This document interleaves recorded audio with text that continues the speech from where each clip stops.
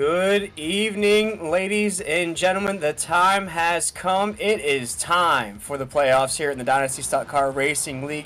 And tonight we take on Gateway in the first round of the playoffs. We are live here on 3 Wide TV. And of course, I am joined by my main man, my co-host for the evening, the man behind the decks, Mr. Carlos Acosta. And Carlos, we come into this playoff race with Nick and Delicato at the top of the table after picking up 6 wins during the regular season. But Carlos, this is crunch time. This is the time to shine here in the playoffs. We have 5 races here in the race. I doesn't get any more than this. Yeah, and that's Mr. 6-time winner Nick and Delicato. 6 times in 10 races. That's a 60% winning percentage. That's more than all the top 30s I have in my life. Well, so, although Nick and Delicato has been putting on a show here during the regular season, there has been a few other names that have risen to the occasion, and one of which is that 79 machine that we're showing on your screen right now, ladies and gentlemen. That's Barrett Paul Hemus. Barrett Paul Hemus has come on very, very strong here towards the end of the regular season. If it wasn't for Nick and Delicato's dominance during the regular season, we might be looking at this man at the top of the points. He is currently the fastest in practice. We'll see if he can get a good starting position for tonight's race here at Gateway. But here tonight, Carlos, I wanted to ask you before this action kicks off in round 1 of the playoffs here in the Dynasty Stock Car Racing League, other than our regular season champion of Nick and Delicato, what are some of the other names that pop off the table for you that might have a chance at that championship when it's all said and done? Well, I was hoping to possibly see Ty McIntosh finally get like put together a race where something bad doesn't happen to him, and unfortunately, it just looks like he's not making it tonight. Oh wait, his name just popped up. Actually, I'm putting in Ty McIntosh, but I need you to take over so I can update his name. Yeah, we're going to take a look here. This is currently qualifying. We're going to see some drivers take the course right here to solidify their starting position here in round 1 of the Chase playoffs here in the Dynasty Stock Car Racing League. Of course, Barrett Paul Hemus was the first car to take the track here tonight, so of course his name is going to be at the top of the grid. Currently just dropped a 34.2 in qualifying. Some other names on the bottom of your screen there, ladies and gentlemen. You'll see those indicators. If they're purple, that is good to go. If they're green, they're running a pretty good lap, but not the best lap on the track. As you see, Nick and Delicato is now 3rd position on the track right now. Sam Brochu just overtook for the top of the grid with a 34.1, knocking off Barrett Paul Hemus at the top of the grid so far here tonight, Carlos. And you see Nick and Delicato in that 4th position right now on that grid. There's a few more cars that are going to take the track here in qualifying.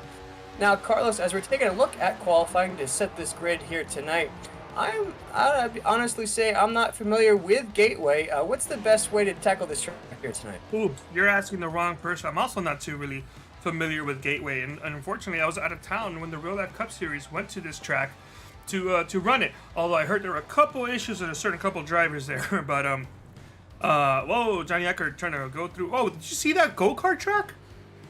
Look at that. I wonder if we're gonna take a look at it here. Look at that go-kart track. I want to drive in that one. But I would probably assume you maybe have to kind of tackle the corners like you would at like New Hampshire, where you're not necessarily running the bottom the whole way around, especially in 3 and 4.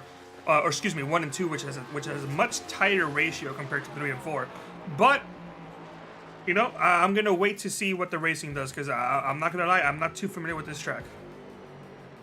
Yeah, last weekend we took on a familiar track to everybody. That was Charlotte Motor Speedway. It was very close there to the very, very end until Nick and Delicato, like he does every week, ladies and gentlemen, waited to about the last 20 or 30 laps, made his moves, and once he did, Carlos, he separated from the rest of the field. We saw big battles ensuing all around. That Ford machine got on top of the grid, got in that clean air. That's when the race really became a runaway towards the end. Yeah, you sure did, and we were talking about that earlier. You said every time you think you want to count him out, he just comes back and finishes strong, and I remembered that during that last race. He got involved in an incident, I think on the first lap, and I said, that man is going to win the race tonight, and he won the race. He surely did, and picking up his 6th win of the season. we all can look back as NASCAR, as racing fans, to the time that Kevin Harvick had about 7 or 8 wins during the regular season. We all but thought the championship was his, but he got locked out of the championship in that Final Four at the very end of the season. So even though Delgado is the regular season champ, he's a lot of wins during the regular season, folks. This is where it really counts. This is a whole new season for these top 12 guys here in these chase standings. Even though you might be at the bottom of the table, you might be 12th right now inside the points table, which includes Sam Brochu. I didn't think Sam Brochu was going to qualify, but he did, Carlos. And you look at his name at the top of the grid so far here tonight, as we're about to wrap up qualifying. You know, some of these guys, they were starting to really come on during that regular. Nick and Delgado really has to put the pedal to the floor and really not maybe that strategy that he was playing in the regular season, wait back and then pounce.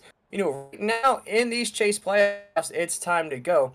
And talking about time to go, Carlos, it looks like we're about to kick things off here in round number 1. So yeah, let's go ahead and take a look here at the starting grid tonight. If I can go ahead and get that music queued up.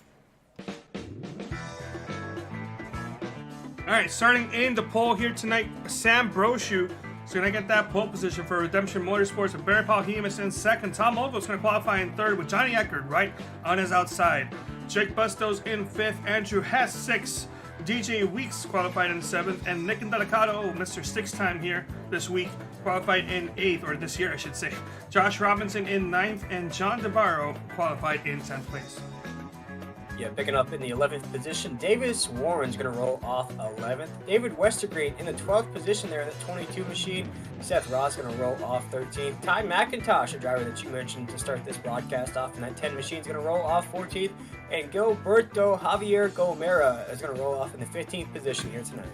Yeah, oddly enough, Will, smaller field than usual, and that is something you do see when playoffs begins or as the season continues and progresses towards the later stages, if there are no playoffs or chase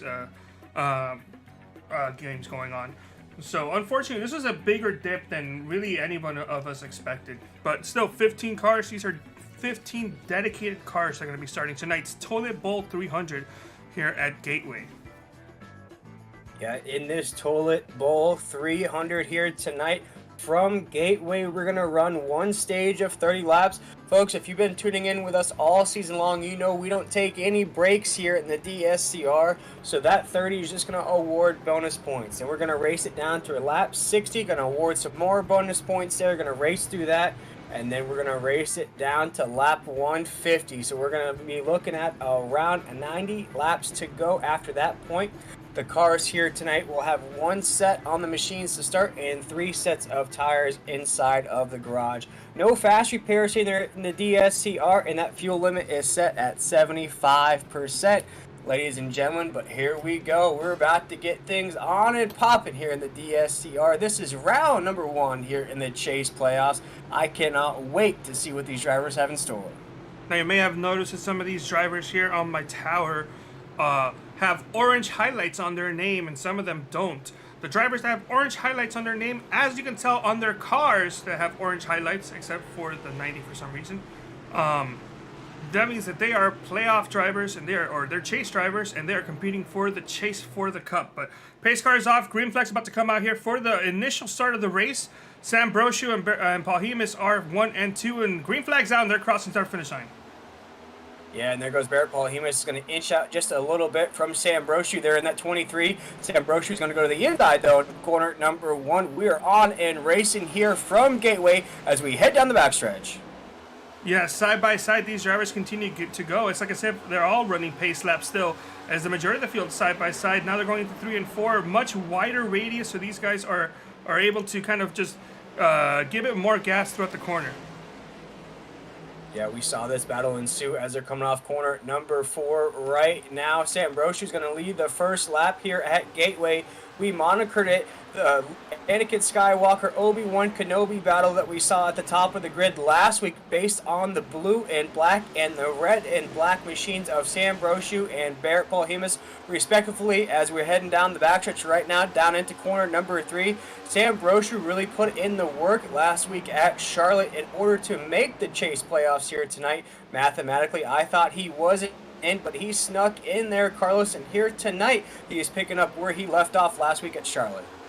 A lot of these drivers finished off the regular season pretty strongly, but one driver that's excuse me, I didn't mean to click on that. One driver that's been very hit and miss this season is the driver we're looking at right now, number 90 of Johnny Eckert. He had an issue last week, and I actually can't quite remember where he finished, but I know that his season has been very much up and down. He's had some good races followed by some bad races, which is why normally you see Johnny Eckert competing for the championship in the first couple seeds. And here, though, he came in as the number 7 seed, 7 of 10 drivers. Excuse me, that's not right. 9 of 12. Well, actually, where did he? See, put up the point standings here. Johnny Eckert was the 8th of 12 drivers. So this is not where you usually see Johnny Eckert competing at this level. But he's been caught up in so many incidents, and he's made a couple mistakes. And he needs to fix all that so he can actually compete for this chase for the cup. But for the time being, right now, he's kind of being seen as a dark horse, which is rare for Johnny Eckert. Yeah, Johnny Eckert really came on strong there during the regular season. Had an up and down regular season, to be honest with the folks at home, but was able to make these chase playoffs here.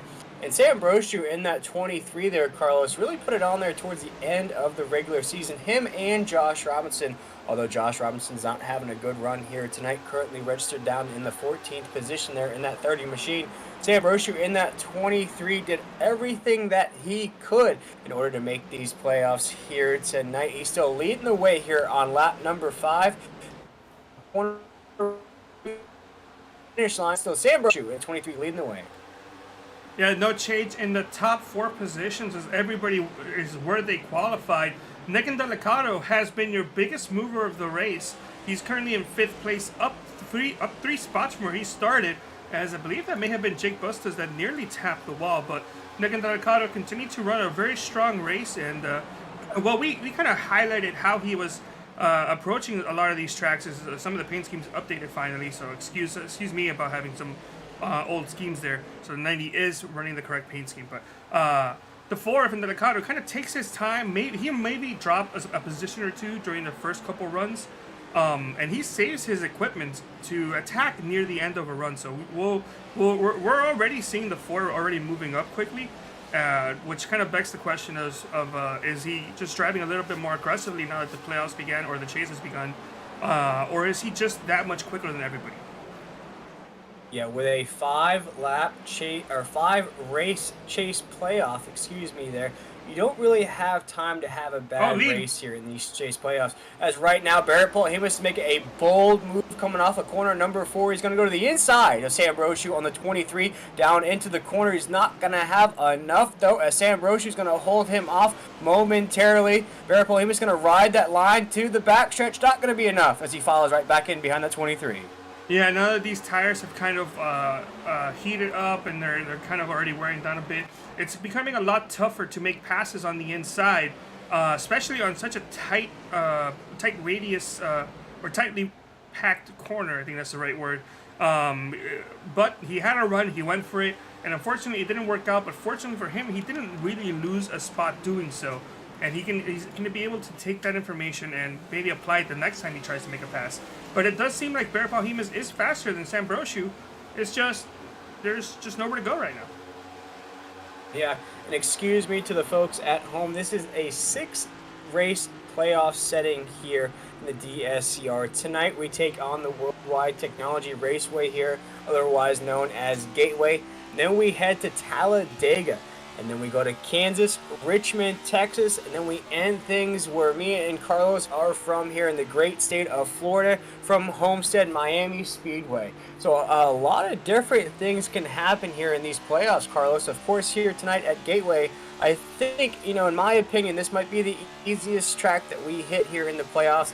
This might be your opportunity to snag a victory with these 6 races to go, because after that it gets extremely difficult. You head to the Super Speedway Talladega, that is known for big ones. It's known for wrecks. It's known for bad races. Then you head to Kansas. Okay, a little bit easier there. And then you go to Richmond, where it's going to be a wreck fest. You're going to see a lot of cautions in that race. You go to Texas, which is the same geography as Charlotte Motor Speedway. So a lot of those drivers are going to be very familiar with that sort of racetrack. And then at Homestead, it's going to be everything on the line of a 150 lap race in South Beach here at the end of the season. So these 6 races, are going to be very, very tough for a lot of these drivers, and whoever prevails at the end is definitely going to have to earn it. Yeah, that's perfectly. Well, I agree with exactly what you said.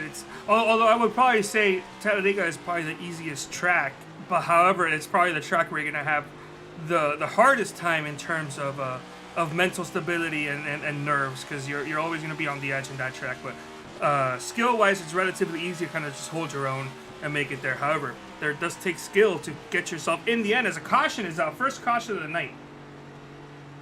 Yeah, first caution of the night here on lap 12.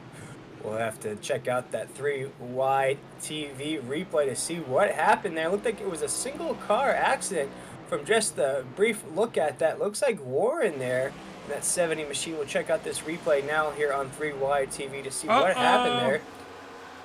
Oh no, Warren. Oh, he gave it too much beans exiting the corner. My hat's off, though, to Warren there as we check out this replay once again. You see that 70 is going to get completely sideways to the corner. He knows Ty McIntosh is coming to 10. He avoids the 10, and then he sideways again and avoids the other cars at the tail end of the pack. So even though this there, good on him to control that race car. We're going to take an in-car camera point of view here from Warren in that 70. Right there. Wow. Very, very good driving there out of the 70 to make sure that he doesn't take anybody else out, and he doesn't even brush that inside wall there, Carlos. So great job. Yeah, that was exactly what I was just thinking of right now. Did all that and didn't hit anything. But we do have a mixed field out on track right now. Only 6 drivers stayed out. Tom Ogle, Nick Delicado, Andrew Hess, Seth Rawls, Josh Robinson, and Gilberto Javier Gomera all stayed out. The rest of the field, including your race leader, Sam Brochu, Bear Paul Hemus, Eckert, Bustos, Weeks, and Brochu's only taking fuel only. DeBarro, Warren, Westergreen, and Ty McIntosh, they're all going down Pear Road. So mixed field, and it looks like everybody's taking right side tires except for Sam Brochu, who took no tires and just fuel. So a bit strange, I'm not gonna lie. I don't know if I would have given up the lead to just take fuel. But you know, I'm not behind the wheel. There's a reason why my name is not highlighted on orange here. Yeah, with only 16 laps to go here in stage number 1, with Nick and Delicado there second on your grid, right on the left-hand side of your screen at home, folks. That's gonna play a major factor for that Ford machine. You can snag some bonus points here and increase your chase lead with just a stage victory. And for all the other drivers here in this field, you don't want Delicado to pick up any extra points, because the chances of him fighting you for the win at the end are very, very high. So you want to make sure that all the points that he gets maybe comes from a victory, not bonus points during the race. But right now, Tom Ogle is going to lead the way here 15 laps into this race here at Gateway. When the green flag drops, looks like we're going to have about 14 laps to go here in stage number 1. It's going to be Tom Ogle in that starting position at the number 1 right there. Nick and Delicado is going to be number 2. We have Andrew Hess in 3rd, Seth Rawls in 4th, Gilberto Javier Gomera right now in the 5th position, Josh Robinson in 6th, Johnny Eckert in 7th, Bear Paul Hemus, who was our race leader just a little while ago, in 8th, Bustos in 9th, and Weeks right there in the 10th position as they switch around right now as they're going to go side by side down into corner number 3. We're going to go green flag racing here once again. Yeah, last week we only had, I believe, 1 caution, and then we went green the rest of the way.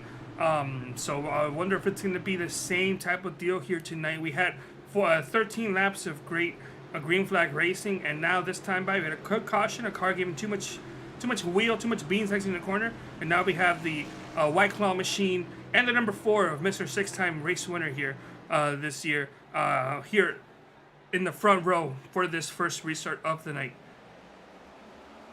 Yeah, as you see, Tom Ogle is going to get a bit of a jump as we head down into corner number 1. Tom Ogle is going to lead them down there in that beautiful Ford Mustang. Yeah, I just love the way the paint is just dripping on into the pink paint.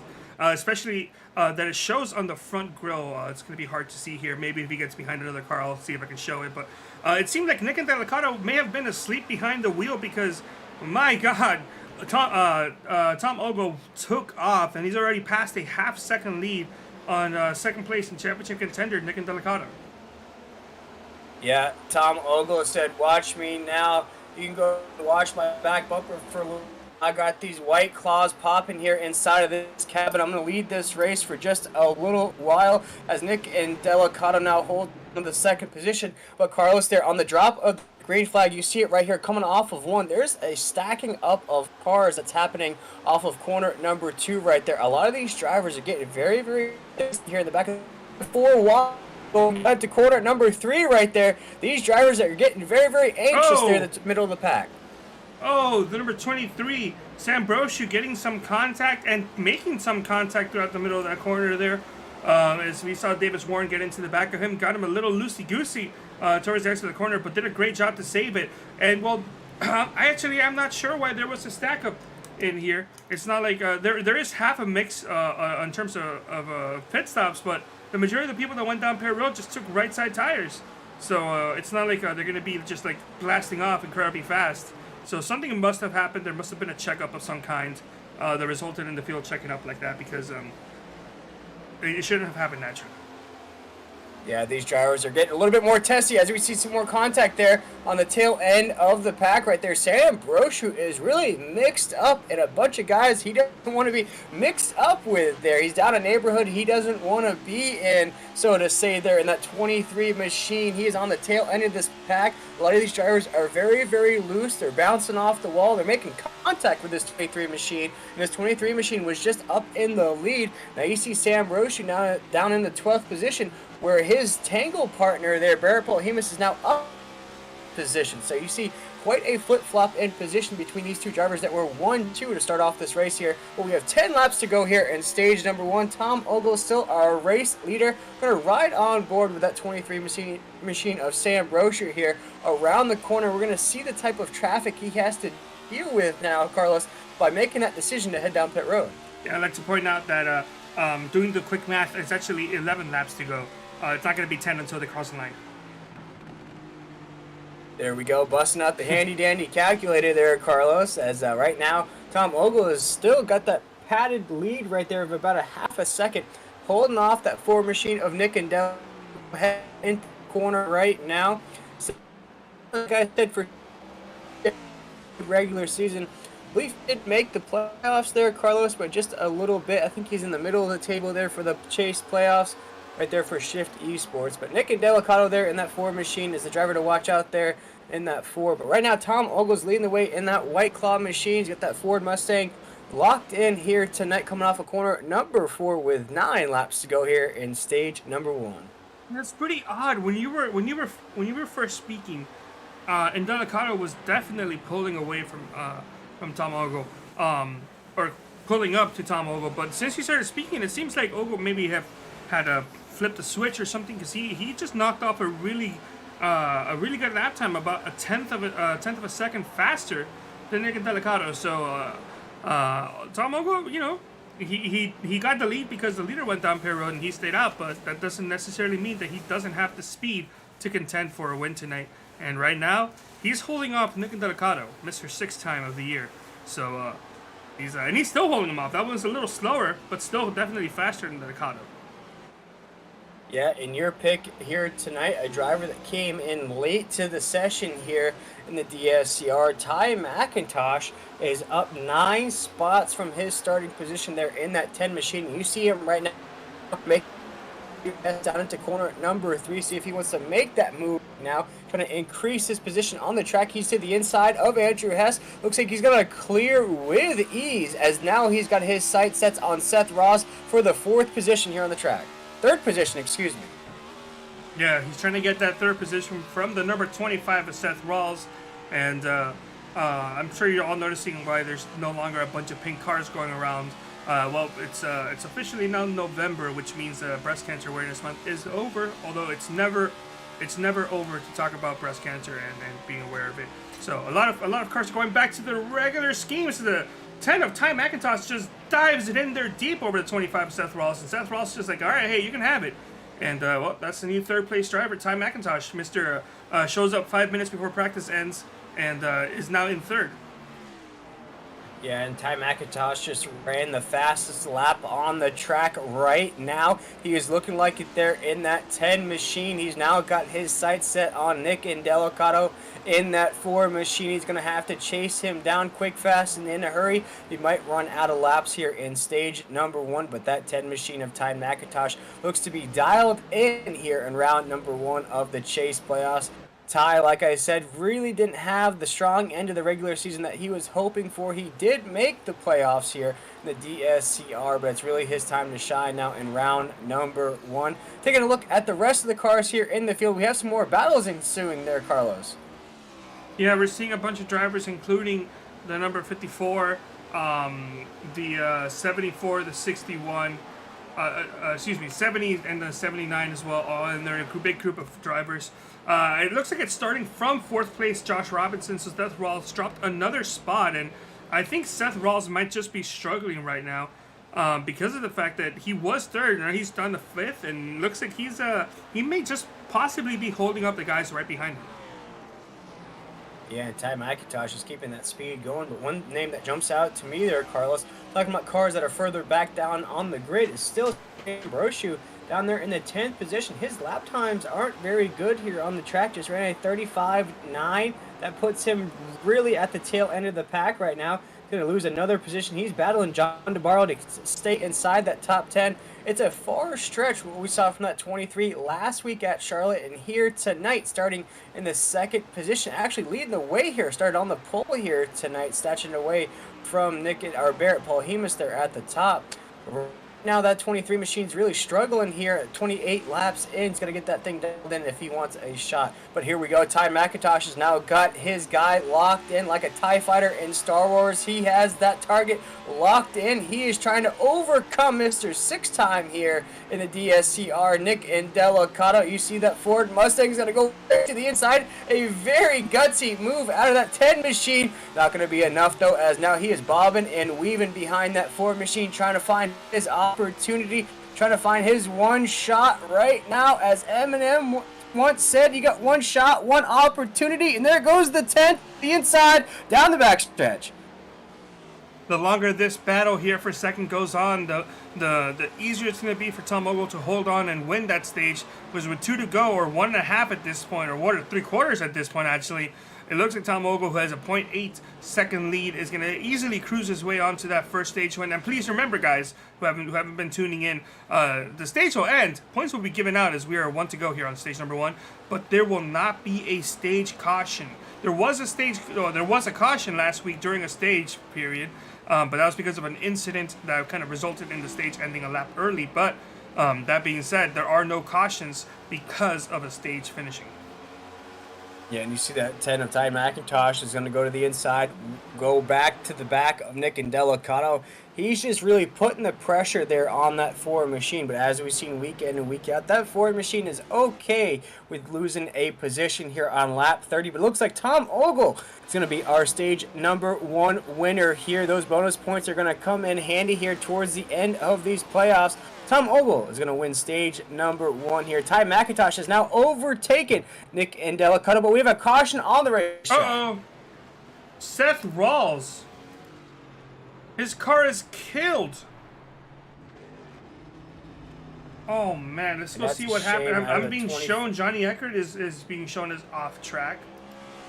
I think Johnny may have been involved in that. Let's take a look at the replay and see just what happened.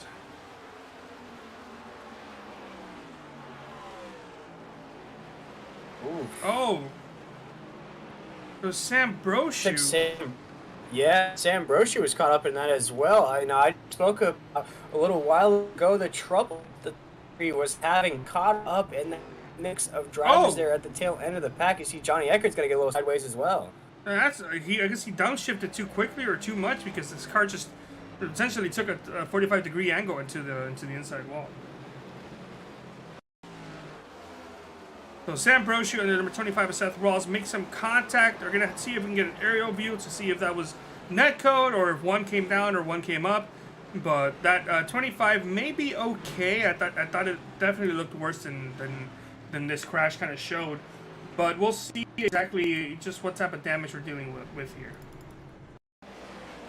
Right now, as we look at the TV pit road, Carlos, so it looks like we've hit our window at around 30 laps on that pit strategy. And you see right there, once again, that look at what brought out the second car of the night. But it looks like the whole field is going to head down pit road, with the exception of the 10 Ty McIntosh and the number 70 of Davis Warren. Yeah, and both of those drivers did go down pit road, essentially half a stage distance on lap 15 or lap 13 to go get some. Well, they actually, looking at the time, Ty McIntosh and Davis Warren actually took 4 tires. So maybe that's a reason as to why they're staying out. It could be, but it could be their downfall here. Shout out the system of a downfall, because with McIntosh and Davis Warren there 1-2 on the grid, those tires are going to be very, very worn. And you're going to have a lot of speed behind you there, Carlos. A lot of these guys with quote-unquote freshies on machines that are going to equate to a... You're going to have a lot more grip on this racetrack. Although Ty McIntosh has shown great speed here towards the end of this run, Davis Warren has done a great job of holding on as well in that 70 after an early mistake.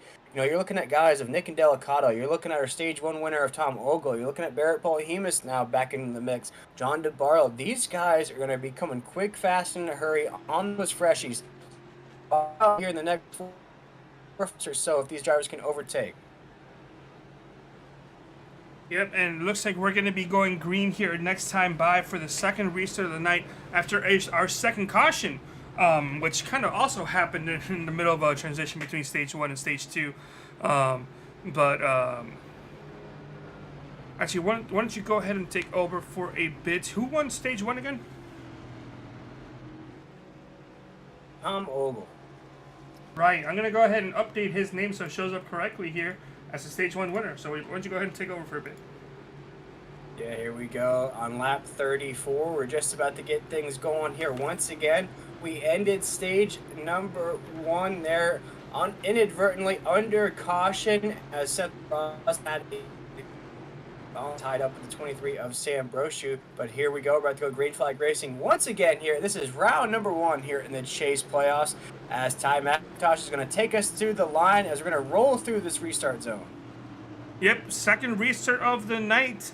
After second caution, it's going to be the 10 and the 70 side by side here. Pace car's off and green flag's about to come out. They're in the Geico restart zone. And wow, Ty McIntosh took off like a hurry. And, or in a hurry, I should say, is Nick Delicato, who was second on the outside line, might just take second overall.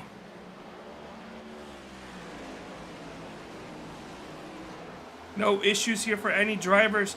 Exiting the corners through 1 and 2 into the backstretch, as it looks like number 30 of Josh Robinson is looking to the inside of the 70 of Davis Warren to try to get a position here.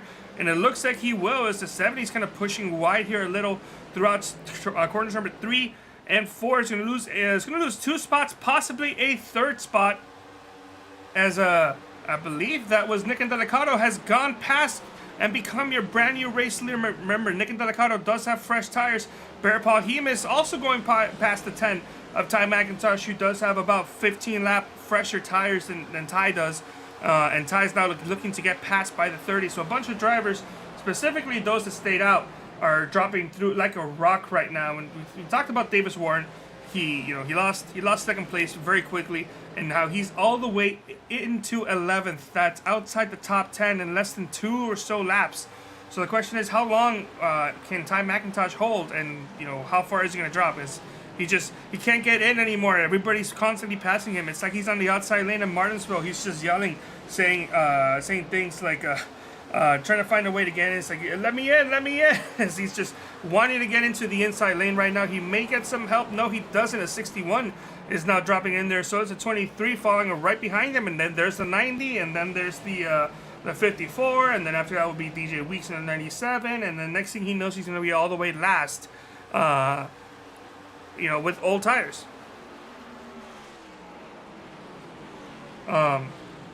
Taking a look to see what else is going on. Since Nick Delicato took the lead, he's kind of pulling away into over half a second lead over Bear Paul Hemus, who's second. Then you got Josh Robinson in third, and then Tom Ogle, his teammate in the Team Miata Machines, currently in fourth, right behind. Let's see if we can go on board and just from the 83 see what he's currently doing throughout the corners. We're seeing a couple drivers take different racing lines in different parts of the track compared to each other.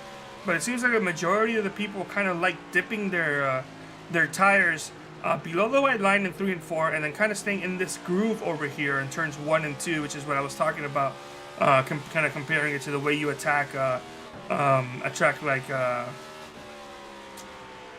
Loudon. So definitely a lot of these guys, you can see right here, dipping below that white line, kind of like as if they're going to go for a pit stop, although the pit stop and pit entry and pit exit are both located via access zone, kind of similar to Homestead Miami Speedway and a couple other tracks. But the majority of the field, single file, no real battles going on here right now. Let's see if we can pull it back a little, try to see what other cars are going out. But single file throughout the whole field. And you see exactly what happened there with Ty McIntosh and Davis Warren. They're the 10 and the 70 machine. Stay here, ladies and gentlemen. That last pit stop are now 14th and 15th on the racetrack. So see exactly those fresh tires can come into play. Yeah, and that's only 15 lap fresh tires. So hard struggles there for the 10 of Ty McIntosh and the 70 of Warren. And Ty McIntosh did get some stage points. He did finish third in stage 1. But now with 20 laps to go in stage 2, he's going to need a caution. And he's going to hope that people don't go down Pear Road for him to be able to get all those spots back. So right now it's going to be a struggle for Ty McIntosh. And his only saving grace is that there is no caution before stage 2 ends. Or actually, no, excuse me. I got that wrong. He's hoping for a caution before stage 2 ends. But the way it's going, it's probably might not be happening. No, right now we're still looking at Nick Delicato leading the way. This is a little bit different of a strategy than what he usually implies here in the DSCR. He usually waits a little bit longer to overtake for that lead. But here tonight, that Ford machine wants that championship. He's already the regular season champion here in the DSCR with 6 wins on the season. Here, going to cross this line on lap 43 down into corner number 1. You see the gap that he has there on second position, but this is a battle ensuing right here. Sam Brochu's now back into the mix, trying to climb back up inside the top 5. Yeah, well said, as I almost accidentally just ended the stream right now. Also, shout out to Adam Beeler for tuning in, saying, enjoying the race so far for sure. Thanks for tuning in, Adam. We love when drivers always hop on in here and hang out with the rest of the field. But, Eckert, did he hit the wall or something? He just went all the way kind of down to the inside line and then jumped back all the way back up. So something must have happened there to a 90, maybe an in real life distraction. But Johnny Eckert, no harm, no foul for him, as it looks like he's still just hanging on to this 8th place finish. Not necessarily where he wants to be at right now, but I'm sure he'll rather take a good, strong, consistent finish than something that could have resulted in a bad finish overall. Yeah, it looked like a Ghost took control of that number 9 machine, as a Ghost is trying to play with my microphone over here in the broadcast booth. We got that all sorted out here tonight right now as we take a look once again at our race leader. He has some speed behind him though, folks, with Barrett Polhemus there in that 79. And you know, Carlos, we don't really give out participation trophies here in the DSCR, but one driver that I would love to spotlight here in just a moment would be Josh Robinson there in that 30. I would have to say, to start off this season, I was a name that really just raced week in and week out. Didn't really put up any impressive numbers, basically just a middle of the tier race car, bottom of the pack. Had a lot of issues there. But once that, say, the middle of the season, the last quarter of the season kind of came on, I think a lot of confidence came from that 30, getting an alternate spot there in one of the Dash for Cash races. Really gave that 30 a lot of confidence, finishing inside the top 5. And ever since then, Carlos, that 30 has really shown a lot of speed.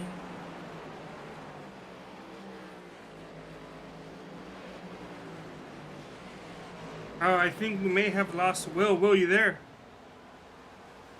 Oh no! I think something must have happened to Will. Maybe his internet has gone bad, or maybe his mic got unplugged. So hopefully Will come back here in a moment, hopefully soon. But right now, with about 14 laps remaining here in stage number 2, excuse me, I just realized I updated the lap counter, but I never updated the actual stage. So we're not in stage 1 at the end of lap 60. We're in stage 2, which ends at the end of lap 60. But Nick Delicado pulling away slowly and strongly, already over 2.5 seconds over Paul Hemus, who is in second, who has Josh Robinson right behind him. Not fully in a horrible position, but he's right there in third, ready to pounce in case Paul Hemus makes a mistake. Tom Ogle, his teammate is Eckert once again. Oh, he's going to go around this time. No caution because he is off track so far still. But Johnny Eckert, I'm going to have to look and see if he hit the wall or if something's going on in real life. But that's 2 times within like the last 5 minutes that Johnny Eckert has gone around and done a twitching motion at the exit of the corner. So let's take a look here. Yeah, that 90 machine's really fighting that thing around here tonight. We see him have numerous instances here. Just the first half of the race, that 90 is just going to come off of corner number 2, get a little kind of speed wobbles there, I'd have to say there. Carlos, great job of saving that 90 machine. Now you see it right here. We're going to ride on board with that 90 machine to see his point of view of his little spin. He is driving a horribly, possibly very tight handling race car right now. And you can see him overdriving these corners to try to get up whatever little speed he can out of it. And it just seems like maybe it was one of those tight, loose types of cases, because the car was barely handling throughout the middle of the corner. You saw his car kind of jumping up as soon as, like right after they hit the apex. And you saw him lose some time. Some cars kind of made a little bit of a run on him. And just at the exit of the corner, he was giving it too much, and he had to hit the wall right there. Same location. That's a very tight, ill-handling race car right now. And Johnny Eckert just pushing it past what its car should be capable of doing. That's why we've seen him kind of twitch around as, yeah, look at the angle. He is not having a good time right now. No, not at all. That number 90 machine of Johnny Eckert's just really sliding around the track here tonight. Not going to be his week as he is down now in the 14th position. But Carlos, we're looking at around 10 laps to go here in stage number 2. Our points leader heading down into tonight. Our regular season champion heading into these round 1 of the playoffs. Nick Delicado has a lead, and it is a big one at that right now. Currently around 3 seconds above Barrett Paul Hemus there in the 2nd position. But right now we're looking at that 79. We're looking at Josh Robinson there in the 30, down in the 3rd. Tom Ogle in 4th. Jake Bustos down in 5th. Sam Brochu in 6th. Andrew Hess in 7th. John DeBarro in 8th.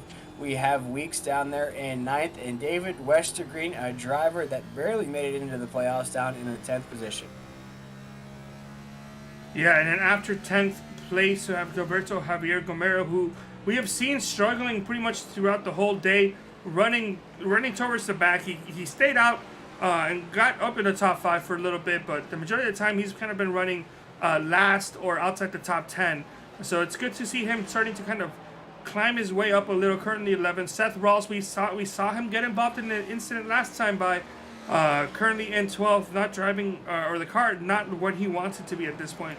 We talked about Ty McIntosh, who has old tires and is just barely struggling to hold on. He went past Johnny Eckert, who spun out, but now Johnny Eckert is going past him again. That's how slow Ty McIntosh and Davis Warren are right now. And then, of course, Davis Warren currently in last place, 29 seconds back. And remember, there will not be a stage caution at the end of stage 2. So they're going to keep on going until a caution comes out. And right now, McIntosh and Warren, they need a caution to come out for them to even have a chance at finishing the top 10, let alone win. They really do here. Looking at around 7 laps to go here in stage number 2. Nick Delicato has wasted no time to take over the spot that he is most comfortable with. Almost like a lazy boy chair in your living room. He is most comfortable when he is on top of the grid and in that clean air at the top. But right now we're going to take a look at the 79 machine of Barrett Polhemus there in the second position. He's got Josh Robinson right on his tail and Tom Ogle right there in fourth as well. This field has now fanned out just a little bit here, folks. A lot of these drivers are a little bit of a ways from one another. And Carlos, I wanted to ask you here on lap 55, how do you see this race playing out? Because in the DSCR, a lot of these races take a calmer pace for stage 1 and 2. But once we get into that last bit of racing, let's say that last 90 laps or so, that's when the volume tends to turn up. That's when the intensity turns up a little bit as well. That's when we see the racing really begin here in the DSCR. How do you see this race playing out? With my eyes, Will. Now, I see this kind of being a very, very, very single file, not really much passing going on type of race. The field, I believe, is going to get very spread out, and whatever packs going on, it probably won't really be lasting too long. So I expect this to kind of go green flag kind of the rest of the way, much to this dismay of McIntosh and Warren. That's not what they want to happen right now. And even Eckert, and I'm sure he doesn't want a caution to come out, or I'm sure he wants a caution to come out, but the way it's going, I really don't see there being a caution coming out. No, and you have caution to is out. Caution is out. Caution is out right now here on lap 57 as Ty McIntosh is the driver that's involved in this one, folks. And what a shame it is to see that 10 machine tagged up here as we're going to take a look at this 3Y TV replay to see what happened here. Looks like he was trying to head down pit road. Is he out of gas, though, Carlos? That could make sense. No, because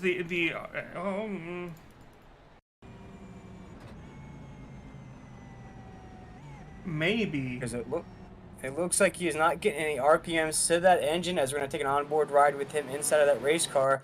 Now you have to remember, folks, he pitted on lap 15, so he's been pushing that thing for a while now. Now I was just about to mention there, Carlos, we are creeping up to that second wave of pit stops here. As you see another car get sideways there, I believe that's Davis Warren there in that 70 machine. We're creeping up towards that second window of pit stops, so you got to think, though, for Ty McIntosh, he's been pushing that thing for a while now. So that could have been the instance where that thing just quit on him, said enough is enough, as we're going to see the whole field head down pit road. First of all, that shouldn't have been a caution. I don't know why iRacing threw that. Ty's car was off the track. It was slow without any fuel, but it was off the racing track. And not only that, but it was also perpendicular to the track, or parallel to, parallel to the track. So, I should not have brought a caution. It sucks that it did. But it's great for Johnny Eckert. It's great for, McIntosh did come bring out the caution, but it's going to help him, even though he is a lap down at this point. It's great for Warren as well as, are my eyes deceiving me, or is it showing Eckert as the Eckert never went down pit road. Now he is. It looks like Eckert stayed out, but now he's going to go down pit road. And you look at that as Johnny Eckert last pit on lap 32. So it looks like he does have to head down pit road here in this next wave. And that would make currently right now, if everything reshuffles the way I see it, Barrett Polhemus will be our race leader. And here, Carlos, I wanted to ask you, does that mean stage 2 will end under caution? Oh, right. Yes, because of the fact that the caution came out so close to the end of stage number 2, the stage number 2, just like last week, ends at the moment of caution. At the moment of caution, it was Nick Delicato, wasn't it? I believe so. Might have to rewind and look at the race tape to see who was leading the race there when that caution flag flew. I believe it was Nick Indelicato. He had quite the lead there on the second position. So Nick Indelicato looks as though he is going to win stage number 2 here tonight, ladies and gentlemen. Going to snatch some bonus points away from the rest of the field. Not that he needs any more with 6 wins on the season here and to round number 1 of the Chase playoffs. But he's got a battle now, Carlos. He's got Barrett Paul Hemus leading the way here as we're going to go green flag racing momentarily. Yep, our third restart of the night is coming up here. But we're going to go ahead and take a quick break, and then we'll come back here to the third restart of the night after the third caution.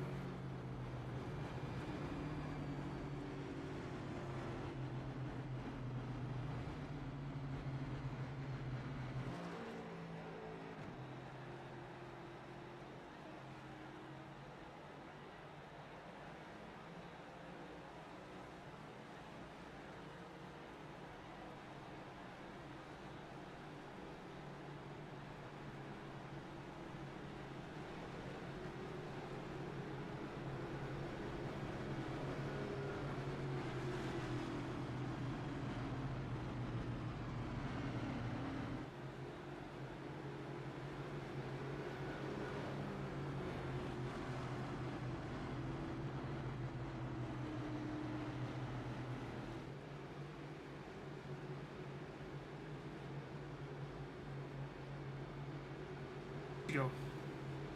Okay.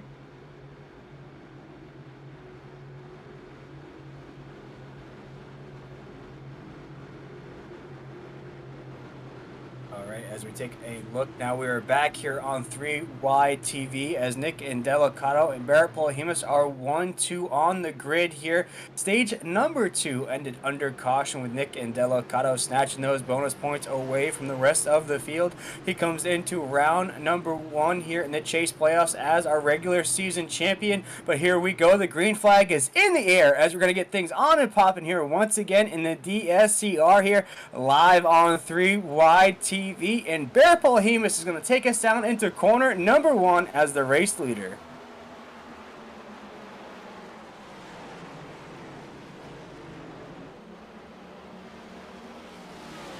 As we come off of 2, Barrett Paul Hemus is still leading the way. They're single file, 1, 2, 3 right there as now Tom Ogle is going to try to the inside of the 4 machine of Nick Indelicato down into corner number 3. He has a huge run. So does Sam Brochu there in that 23. They're going to try to squeeze the 4 up the track just a little bit. They're both going to take a 2-for-1 as both Tom Ogle and Sam Brochu are going to overtake that 4 of Nick Indelicato as we head down into corner number 1. Still Barrett Paul Hemus there in that 79, the race leader.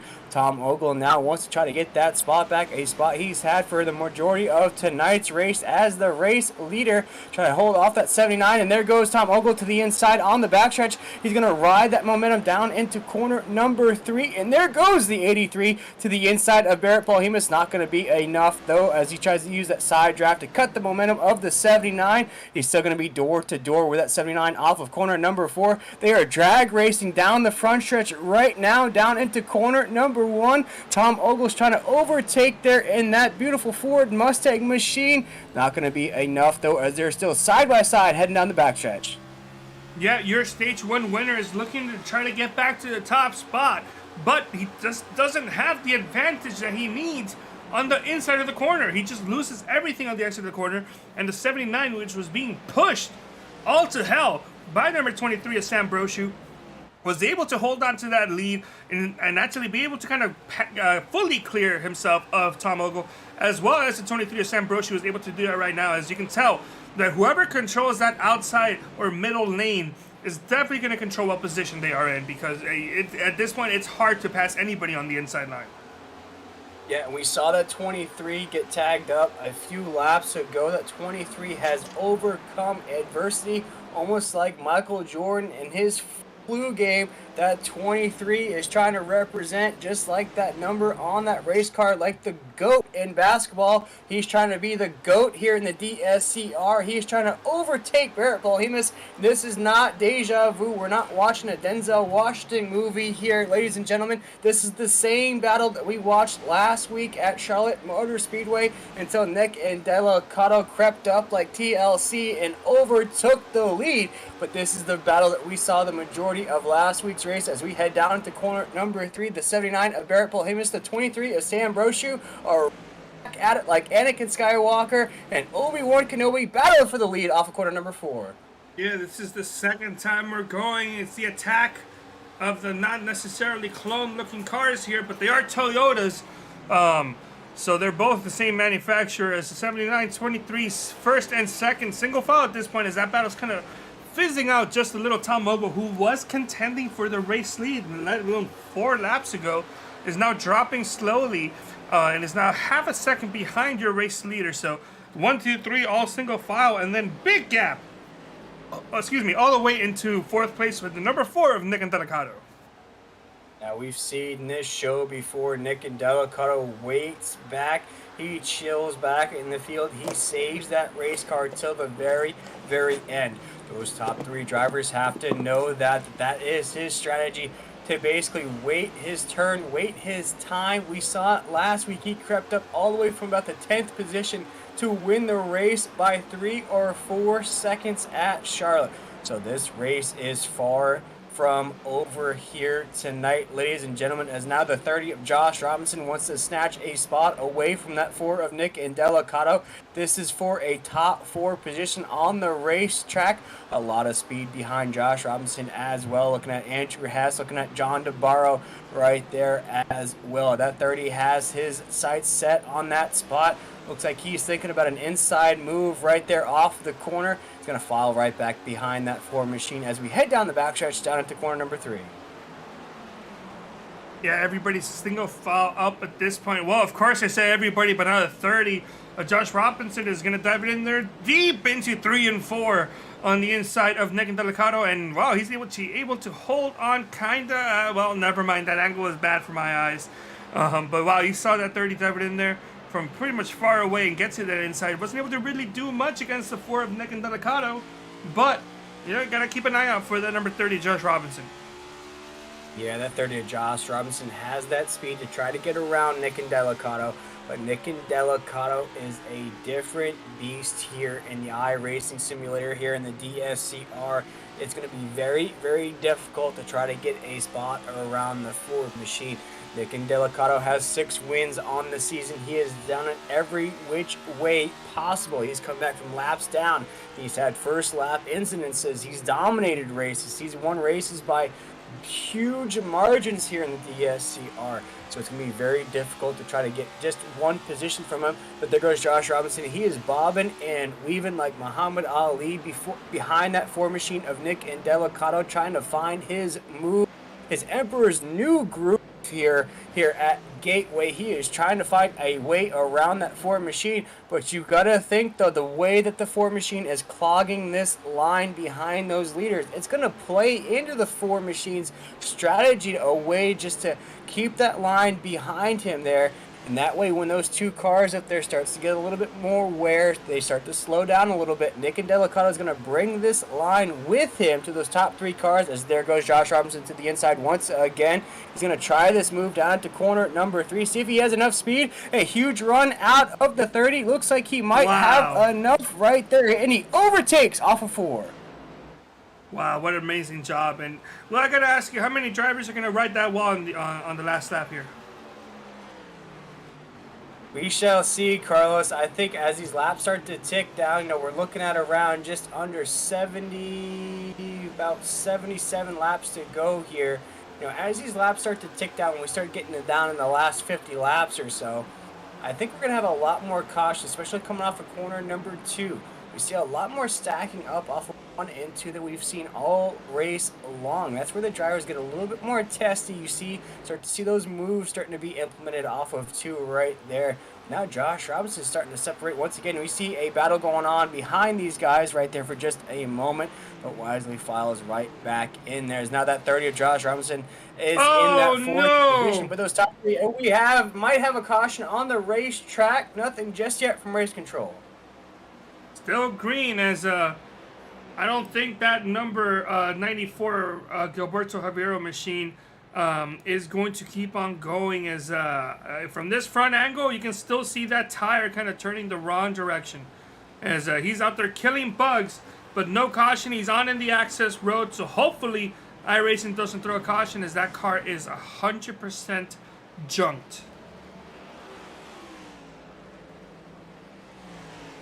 Yeah, that's unfortunate for Gilberto there. Just trying to get a handle of these next-gen cars here in the DSCR. You see that 94 machine right there. Gonna hit the apron there. Man. Ooh, hard impact. That's a concussion right there with these cars. Very hard impact there from that 94 machine of Gilberto Javier Gomera. And you see right there, Carlos, he hits the apron, and once you hit the apron, that's basically ice. There's no control in that car. You get very, very sideways, and that 94 just took a nosedive right into the topside wall. I'm just not sure how he put himself in that position for that to happen, as he's finally able to wheel that machine into pit road. And, well, I don't think they're going to get that fixed anytime soon, boys. No, that car is a dunzo, as they say there.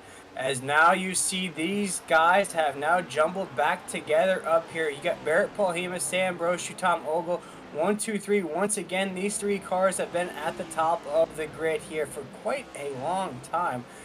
We look at the next car in the line of Josh Robinson there in that 30 machine. Josh looks like he is gaining a little bit of ground there, Carlos, starting to catch up to these guys here at the top of the grid. Yeah, he's making some movement up for sure. Not as much as I probably would like to see, but Brochu is there in second, and he's all the way in the back bumper, Polhemus. We might be seeing something happening soon again. Yeah, and you see Sam Brochu, as I mentioned there, we thought he had to win at Charlotte to make it in, but what a run it was for him at Charlotte. He did enough to get into these chase playoffs here in the DSCR, basically picking up where he left off at Charlotte here. He put in the most practice laps of any driver here at Gateway. He is really trying to put in the practice. He is really trying to put in the track time to make that 23A champion. And the way he's been running the last couple weeks, Carlos, I think he can make it happen. Yeah, well, a lot of these drivers are definitely capable of competing for that championship and actually getting it. You know, we're seeing, talk about the domination that Nick and Delicado has, but as supercharged of a driver that he is in this specific race league alone, at some point something could happen to that 4 that could take him out of this whole championship run the whole way. So if you're running strong week in and week out, and whoa, Brochu, wow. Yeah, comes off of 4, just with a lot of speed. They're unable to control it, brushes the wall just a little bit. Good on Barrett Polhemus to avoid that, though. Oh, no! Sam Brochu's going to... Oh, Barrett Polhemus touches the wall there off of 2. That's the corner I said to watch out for. Ladies and gentlemen, I'm sure we're going to see a lot more of that before this race ends, as that 79 hits the wall there. He's going to maintain position on the racetrack, though, as Tom Ogle is going to pass him on corner number 3. Coming off of 4 right now, Tom Ogle in second, Barrett Polhemus in third. Sam Brochu still our race leader down into corner number 1. The car still looks relatively okay for Barrett Polhemus, but that was a hard lick, and I could see some damage there actually. Hopefully it's cosmetic, but that was a very hard lick overall for that number 79 machine. As I guess he got on the gas a little too soon. The car just wouldn't turn on the exit of the corner, and that's in one of those cases where you're kind of just praying that it's going to make the corner. You close your eyes and hope you don't hit the wall. And I'll tell you this. If I do it 100 times, I'll hit the wall every single time except for maybe 1 time. Yeah, as you look at that 30 of Josh Robinson now, He's going to maintain that speed with the mistakes of these top guys here. 1, 2, 3 on the grid. Josh Robinson now is going to eat up that speed like Pac-Man, eating up those yellow little dots on that game screen. Right now, Josh Robinson ran one of the fastest laps on the racetrack last time by. So he is starting to eat up that gap as these laps tick down here, ladies and gentlemen. We're looking at around just about 70 laps to go here in round number 1 of the DSCR playoffs. Our points leader, our regular season champion, is down in the 5th position. Quite a ways back from the rest of these guys at the top of the grid right there, as you just got a shot of that Ford machine down in the 5th position.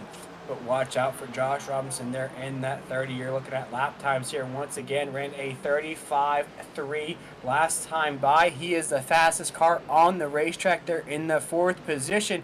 And you see now, Carlos, that gap has closed quite a bit. Now he is starting to catch that draft coming off of Barrett Polhemus.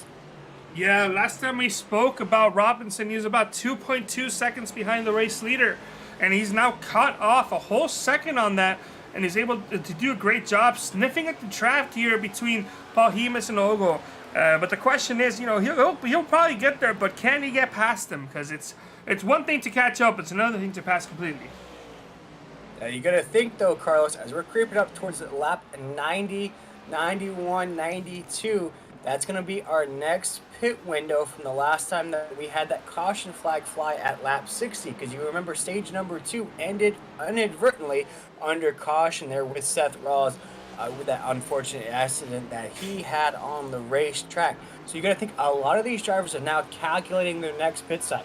A lot of these drivers on the track right now, their last time down pit road was around lap 58. So you got to start to think right now to get that last pit stop out of the way.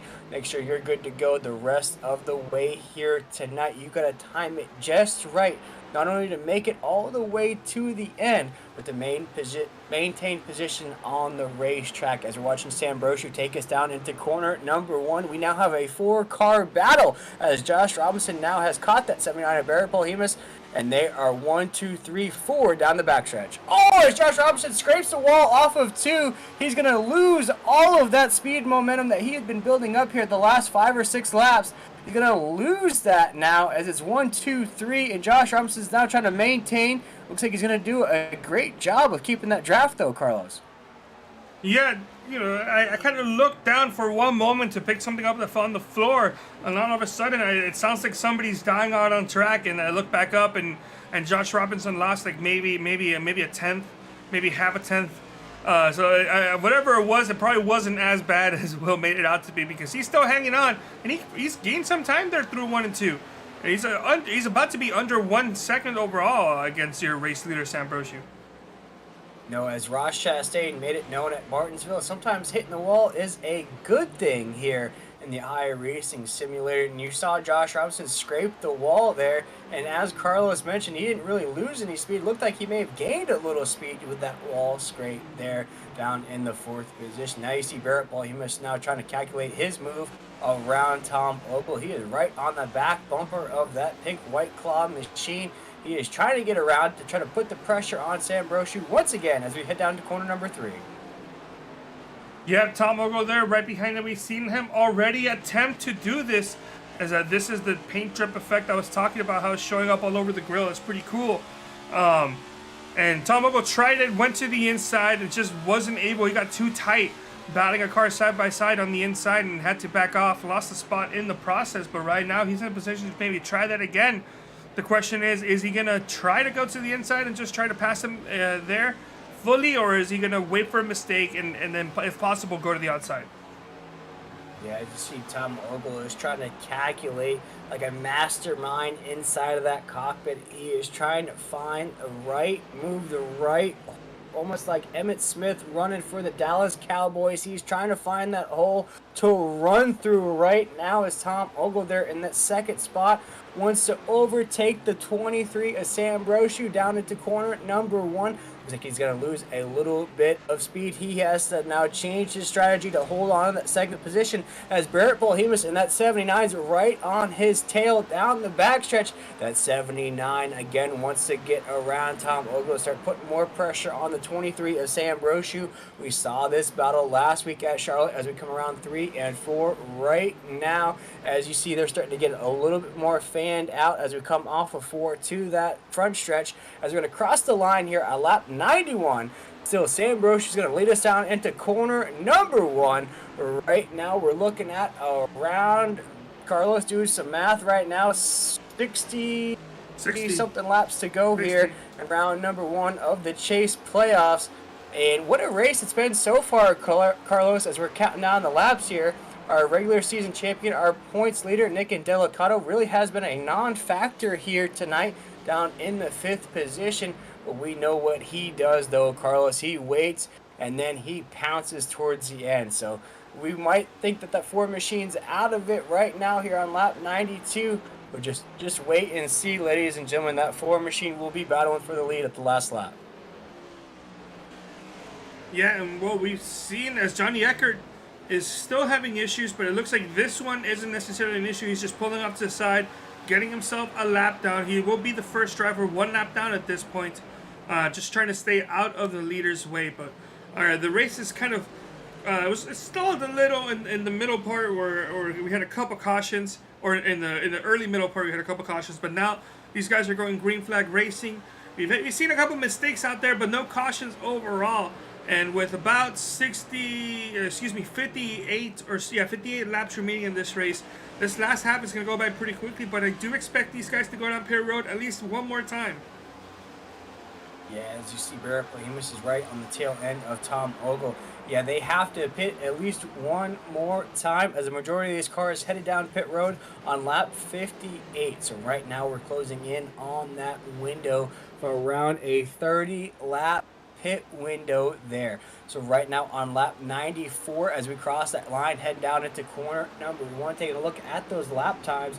Sam Brochu just ran a 36.1 on the racetrack, the fastest car on the racetrack by just a little bit. Tom Ogle is again second on the racetrack. Looking at some more lap times there, Barrett Polhemus ran a 36.2 right there, a 2.3. So Barrett Polhemus in that 79 is almost identical to Tom Ogle there in that 83. As we come around the corner right now, heading down corner number 4, down the front stretch right now. So Sam Brochu leading the way here on lap 95. Ogle's on the outside of Polhemus, and he's trying to hold on to that position. Is going to be able to possibly clear him on the exit of the corner. Let's take a look and see. Think he will, as they're on the backstretch right now. It looks like Ogle's now struggling a bit. And Robinson, that damage may have been worse than we expected, because he just hasn't been the same since he tagged the wall. And right now he's about a second and a third behind your race leader. Yeah, he's definitely losing speed there in that 30 machine. Did brush the wall pretty hard there, Carlos, in that 30. Killed all the momentum, all the work that he had put in to try to overtake, to try to at least creep up into the top 3. But right now, you see Barrett Polhemus is on the wheel, trying to get around Tom Ogle right now off of corner number 2, heading down the backstretch here on lap 98.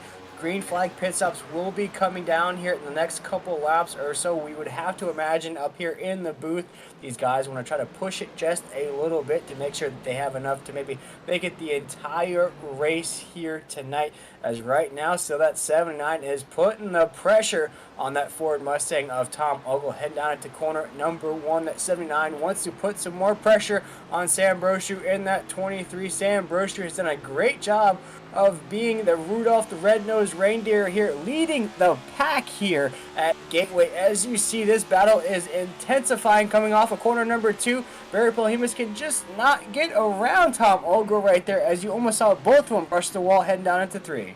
Tom Ogle shoved it in there deep and wide on turns 3 and 4. Is going to lose that second place spot, as Barrett Polhemus has now moved back into the second place position.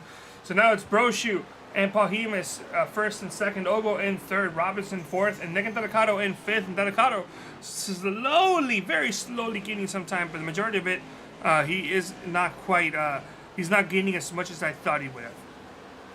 Yeah, as you now see the top 5 essentially fan out just a little bit.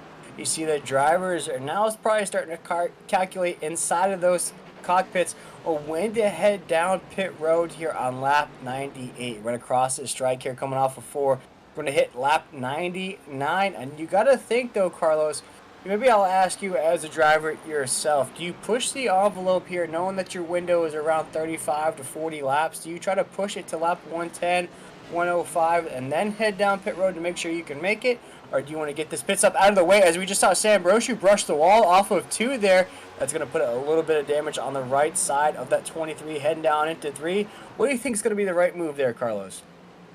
I think I would feel confident in short pitting in this type of race. We've seen a couple cautions, and I think at this point I would probably put more money than not that we're not going to have a caution again.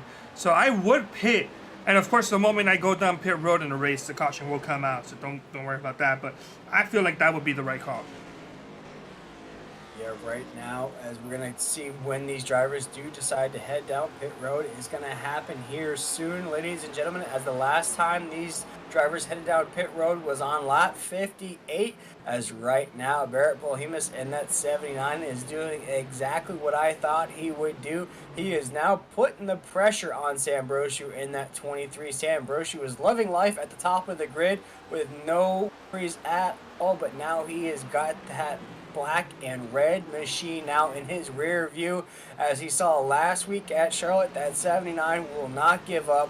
He will not ease up. He will put the pressure on you for as many laps as he can right now down into corner number 3 here on lap 101. We have just about 49 laps to go here, folks. 50. We've only had about 50 laps to go here. I always forget about that last lap, to counting it in there. I see Barrett Bolhemus thought about going to the inside there on 4. Now he is right on the back bumper down into corner number 1. Not going to be able to do anything because you kind of have to pass on the outside. We've seen one car actually make that inside pass work as John DeBarro is going down pit road, possibly starting these green flag pit stops. Oh my! What? No, what? What happened to Sam Brochu? Something may have happened there coming off of corner number 2 as we're going to take a look at this 3-wide TV replay as he was battling with Barrett Bolhemus there coming off of corner number 2. You see what happens to that 23 machine. Oh! He got behind in the steering. Another look.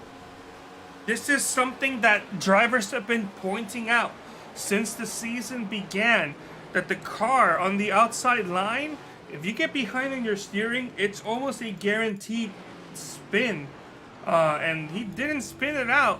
It looks like he was able to get it nearly set up, and like when he finally adjusted the steering there to kind of like angle him in the right direction on the back straight, that car went around and or tried to go around, I should say. Thankfully didn't, as well, he went from being the race leader to being 5th place, multiple seconds back. So big mistake there on Sam Brochu's part. As I'm sure nobody, including him, wanted that to happen. But with about 47 laps remaining here in chase race number 1, why don't we go ahead and thank today's sponsors there, Will?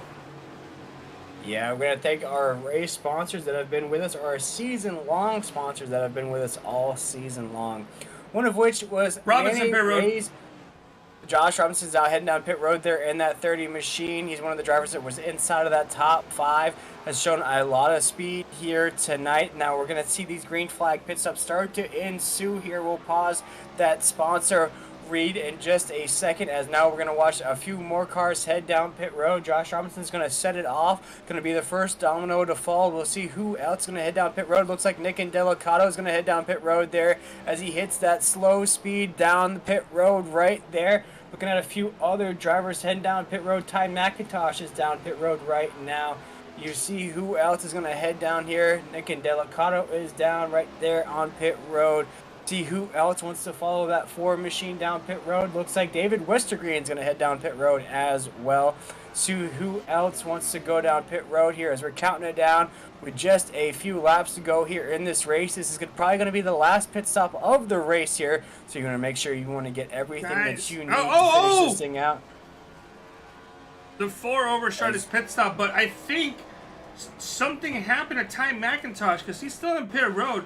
I think his team may be taking it to the garage, but he struggled. We've already seen him struggle already. He went a lap down. Oh man, nearly the same thing that we've seen a couple times. Paul Hemus is down there in the 79. He's down pit road. Ty McIntosh there, you see on this 3-wide TV replay, has trouble coming off of a corner that I predicted was going to be a nuisance for these drivers here towards the end of this race. It looks like it's eating up some more drivers, but there goes our race leader of Barrett Paul Hemus down pit road. You see when Tom Ogle is going to head down pit road here. I think the top 5 have yet to pit here. Tom Ogle is now down pit road there, so now we're starting to see the leaders head down. Sam Brochu, the 23 is down pit road as well. Yep, seeing the majority of the drivers going down pit road right now, but why don't you go ahead and take over for just a little bit, Will, as I take care of some small back-end stuff over here. Yeah, now we're looking at a few more drivers that have not yet headed down pit road. Looking at Seth Ross there in that 25 down the 6th position. Looking at Jake Bustos has not headed down pit road just yet. You see Tom Ogle, Sam Brochu down pit road. Looking at DJ Weeks there in that 97 has yet to head down. Andrew Hess in that 54 has yet to head down right now as well. So our top 4 on the racetrack, as now Andrew Hess in that 54 is going to head down pit road. We're going to see a reshuffling of the grid here in these next couple of laps as these drivers get these green flag pit stops out of the way right now, as our leader on the racetrack currently is DJ Weeks there in that 97. Jake Bustos right there in that 74 have yet to head down pit road. Seth Ross as well for that Shift Esports machine in that 25 is still out on the racetrack as well. Looking at Sam Brochu though, is still down pit road.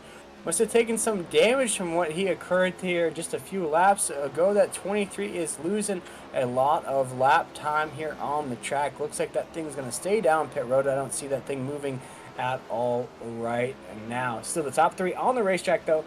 DJ Weeks there in that 97 has yet to head down pit road. Jake Bustos there in that 74 still has not yet headed down pit road, and Seth Ross is not headed down pit road. But right now, with the reshuffling of the grid, with those pit stops, those green flag pit stops, our leader when this all shuffles back out will be Josh Robinson, who just ran a 34.3, his fastest lap time of the night. Ladies and gentlemen, that 30 has now clicked the fastest lap time of the race, other than Nick and Delicato, who ran a 34.2. These cars are now flying around this racetrack as the 97 of DJ Weeks is down pit road. That leaves just one more car on the racetrack who has yet to head down pit road. That's the 74 of Jake Bustos. Right now, as this all shakes out, we're looking at Josh Robinson, looking at Barrett Paul Hemus, Seth Ross, Nick and Delicato. Seth Ross has yet to head down pit road, so right now 1, 2, 3 on the track when this all shuffles back out will be Jake Robinson, Barrett Paul Hemus, and Nick and Delicato. 1, 2, 3. Got quite the battle, as now DJ Weeks in that 97 is going to head down pit road. It's going to put the 74 of Jake Bustos at the top of the grid momentarily. But folks, there is a lot of speed right now as these drivers are now clicking their best lap times of the entire night. Andrew Hess just ran his fastest lap time. Tom Ogle just ran his fastest lap time. Barrett Paul Hemus just ran his fastest lap time of the night. So these cars are flying around Gateway here as we're counting down the laps here from Gateway.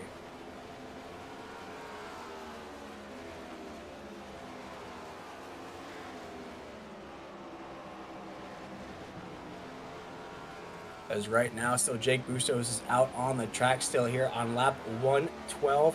Right now, Josh Robinson, fastest lap time so far was at 34.3. Slowed down just a little bit, ran a 34.5 last time by.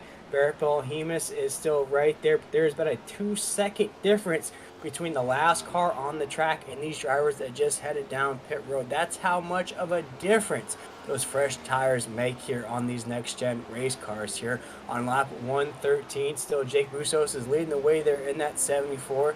Just keep in mind, ladies and gentlemen, he has yet to head down pit road here. So in reality, our race leader on the track will be the 30 of Josh Robinson once that 74 of Jake Bustos heads down pit road here on lap 114. This thing is going to get crazy and dicey when this thing ends. You're looking at Nick and Delicato there down in the 4th position. His lap times are slowing down as well, but still Barrett Paul Hemus there in that 79 is showing a lot of speed. Just ran a 34.6 last time by. Nick Delicato is the fastest car at a 34.5. Excuse me, Tom Ogle is the fastest car with a 34.4 on the racetrack right now. Got a few other drivers further down the racetrack that are essentially out of this race right now. Looking at David Westergreen down there in the 8th position. Looking at DJ Weeks. Looking at Seth Ross as well. Sam Brochu down there just rating a 34.4. Right down in the 12th position. Sam Brochu in that 23 has to be disappointed at how this race is panning out after running inside the top 3 for the majority of tonight's proceedings right now. To the tail end of this pack, really just trying to scavenge anything he can out of the end of this race, but we're still awaiting that 74 of Jake Bustos to head down pit road. It looks like he's essentially going to run that thing into the ground here at lap 115, and that's going to give way to quite a battle of fast cars behind him. That's going to be led by the 30 of Josh Robinson, Barrett Polhemus in that 79, Nick Delicato, and Tom Ogle. As now Jake Bustos is headed down pit road, and here we go, ladies and gentlemen, as the Joker once said, here we go. As this race has now begun here on lap 116, we have the fastest cars at the top of the grid here to close out round number 1 of these Chase playoffs. Yeah, 35 laps to go here at the end of Chase race number 1 here at the Toilet Bowl 300K at St. Louis here at Gateway. As the 74, who was a race leader of Bustos, going down pit road right now, is going to find himself in 9th place. I don't think he's going to go a lap down, but it would not surprise me if he did, as well, at this point, everybody kind of has gone down pit road.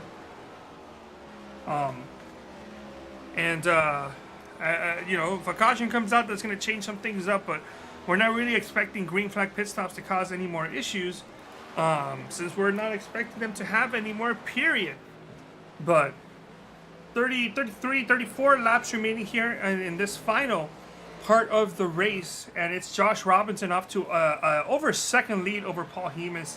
Nick Delicato 2.2 seconds behind. And Nick, I gotta say, was the most consistent driver out of all of them. He kind of came in just under 2 seconds, I should say, behind the race leader. Only lost a couple tenths. Is now 2.5 or 2.05, I'll say, in 3rd place. So it would not surprise me to see Nick just drop the hammer right now and maybe catch up on all those time that he's lost, and possibly contend here for the win. But right now it's a 3-horse battle for the win, and Tom Ogle in 4th, not really too far away from Delicato, but he's like about a second back.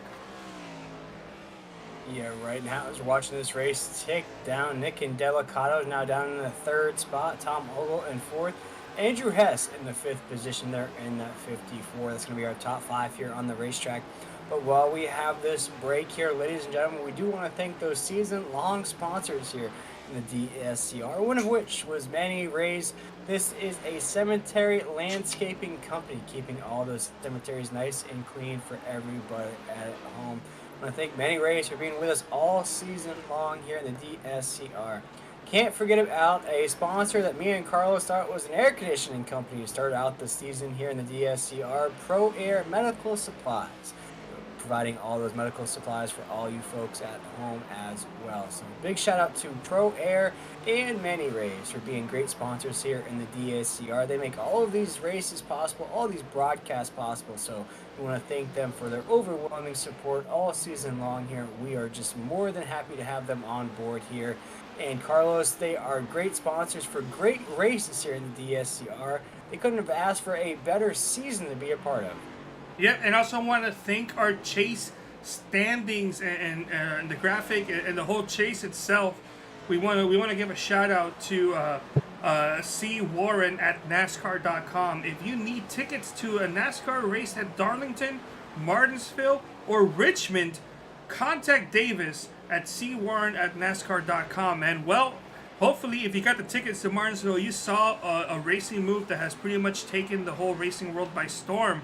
A la Ross Chastain riding the outside wall, the Hail Melon move that they call it, and getting those kind of final spots that he needed to qualify for the Final Four. So if you missed that out, contact C. Warren at NASCAR.com. Contact David and he'll hook you up with some tickets to Martinsville, Darlington, and Richmond. But I also wanted to quickly point out, now that we are pretty much getting ready to finish this race here, and that is that, Will, we have a driver in the infield care center, and I believe you're catching up with him as soon as he's leaving that room. Why don't you go ahead and check in with him? Yeah, we're checking in with the number 10 machine of Ty McIntosh. And Ty, you came into these chase playoffs here in round number 1. A lot of momentum, a lot of confidence here. We saw you kind of climb up the grid a little bit. Just didn't turn out to be your night here. Take us through what made Gateway so tough for you here tonight. Honestly, it was myself. I don't know what went through my head there, but the pit call, I think it was going to work out if I had realized it. I don't know why my spotter was off, so I had no idea that I was running low on gas at all. Didn't even think to check about it. I was trying to hit my marks and run out of gas coming off of 2, and ultimately my bonehead decision kind of killed it. But then we go 3 down. I had the spotter all the way off for whatever reason. I don't remember doing it, so I had nothing.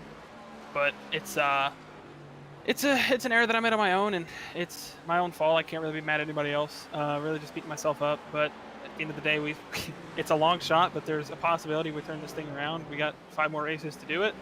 It just sucks. I felt pretty good about the car. I feel like I was moving up the grid. I messed up my qualifying laps, but we were feeling good. So maybe this 10 machine turns it around. I don't know. I'm just pretty dejected and kind of want to beat myself up about it. So. Yeah, great way to turn it around next week at Talladega. But I wanted to ask you before we let you go here. You seem to be all right out of the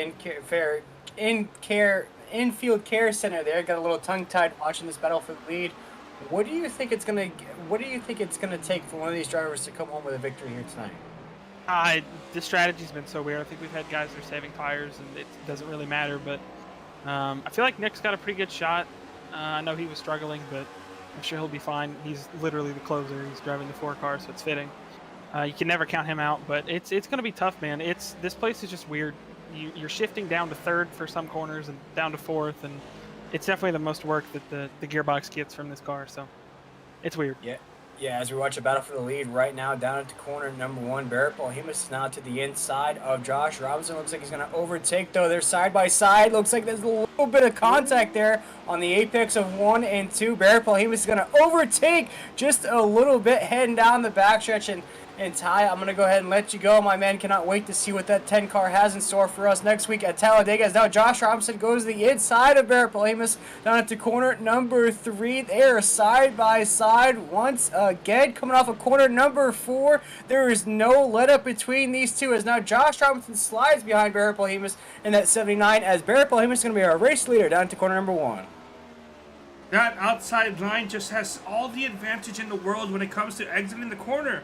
The driver on the inside gets a good run, less speed, but also less distance in the middle of the corner. But just the turning radius is so tight when you're battling side by side that you just give up too much speed on the exit of the corner, and the driver on the outside kind of gets that advantage from just running slightly faster and having essentially controlling just how hard you have to turn, because you can be on the outside and not even pull up all the way up to the wall and kind of force that driver on the inside to just hold it to the true inside fully. But of course you're playing a fine line type of game there, because the moment that driver on the inside kind of figures out what you're doing, he'll just say, oh, just moved up a little bit more, turn you, and just be like, hey, I thought he was going to go up to the outside wall. But it's what these guys gotta play with, is if you're Polhemus, if you're the race leader, it doesn't matter if you're Polhemus or Ogo or whoever, you have to hold on to that outside line. If they catch up to you and they try to pass you, give them the inside line,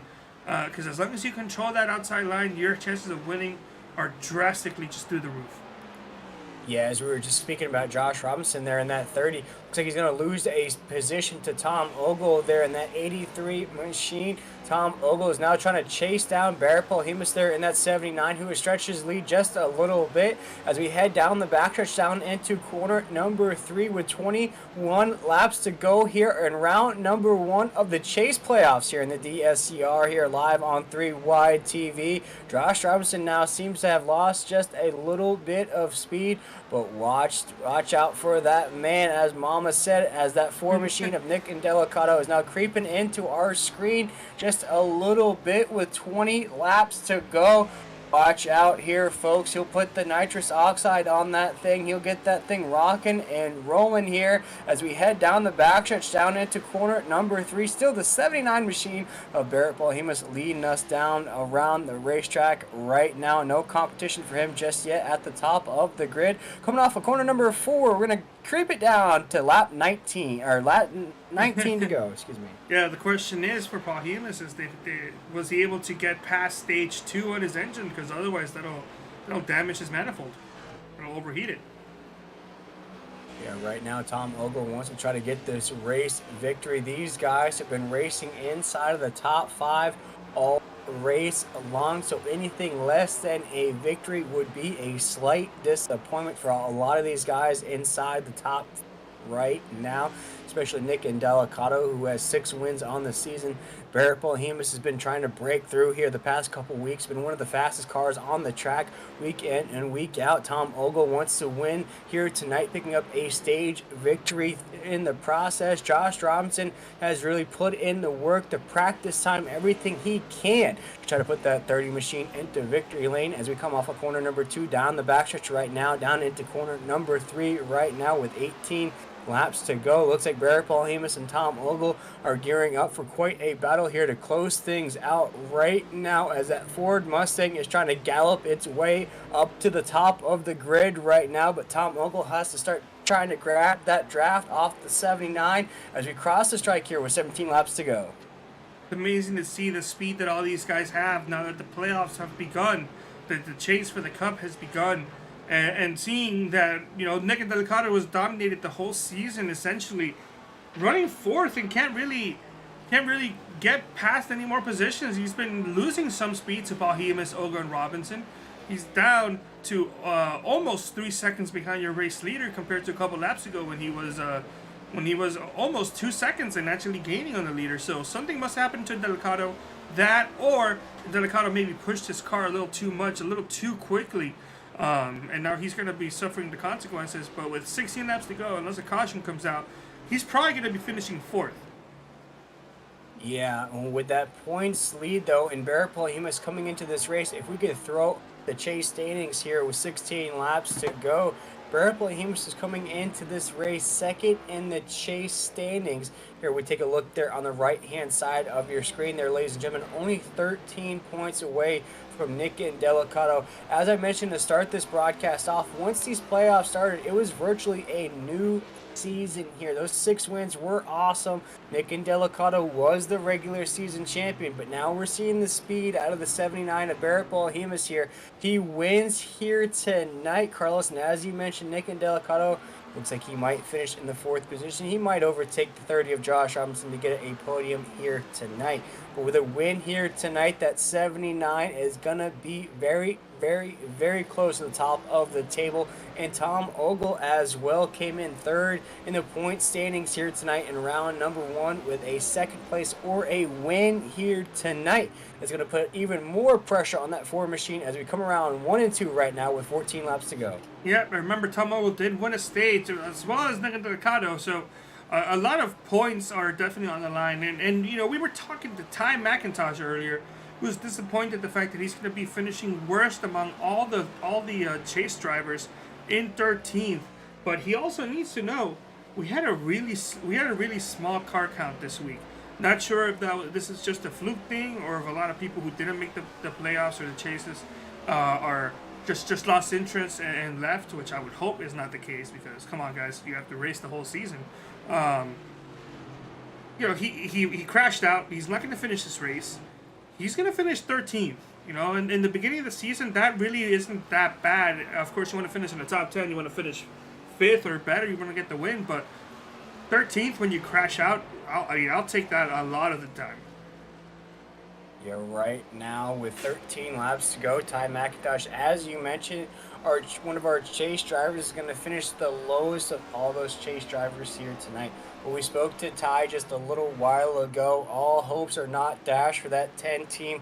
He's looking forward to Talladega next week with 5 races to go. He feels like he could turn his season around here in the Chase playoffs. But right now, Tom Ogle is now starting to creep just a little bit on that 79 of Barrett Polhemus, heading down to corner number 3 right now with 12 laps to go. We might have a battle ensuing here in the next couple of laps, ladies and gentlemen. As I mentioned during the broadcast, these last little bits of laps here in the DSCR, doesn't matter which track we go to or how many laps in a race, this is where the intensity, this is where the anxiety really tends to rev up for these drivers. The pressure starts to build coming off of corner number 2 right now to this backstretch. We're looking at a 2-car battle for the race victory as Josh Robinson is virtually out of the picture. We're going to take a look at a few more battles on the racetrack right now. This is DJ Weeks and John DeBarro right there battling out on the racetrack. But right now, we're going to keep an eye out on that battle for the lead, as now Tom Ogle seems to be losing just a little bit of pace there with 10 to go. Yeah, 10 laps to go here in this race, the Toilet Bowl 300K.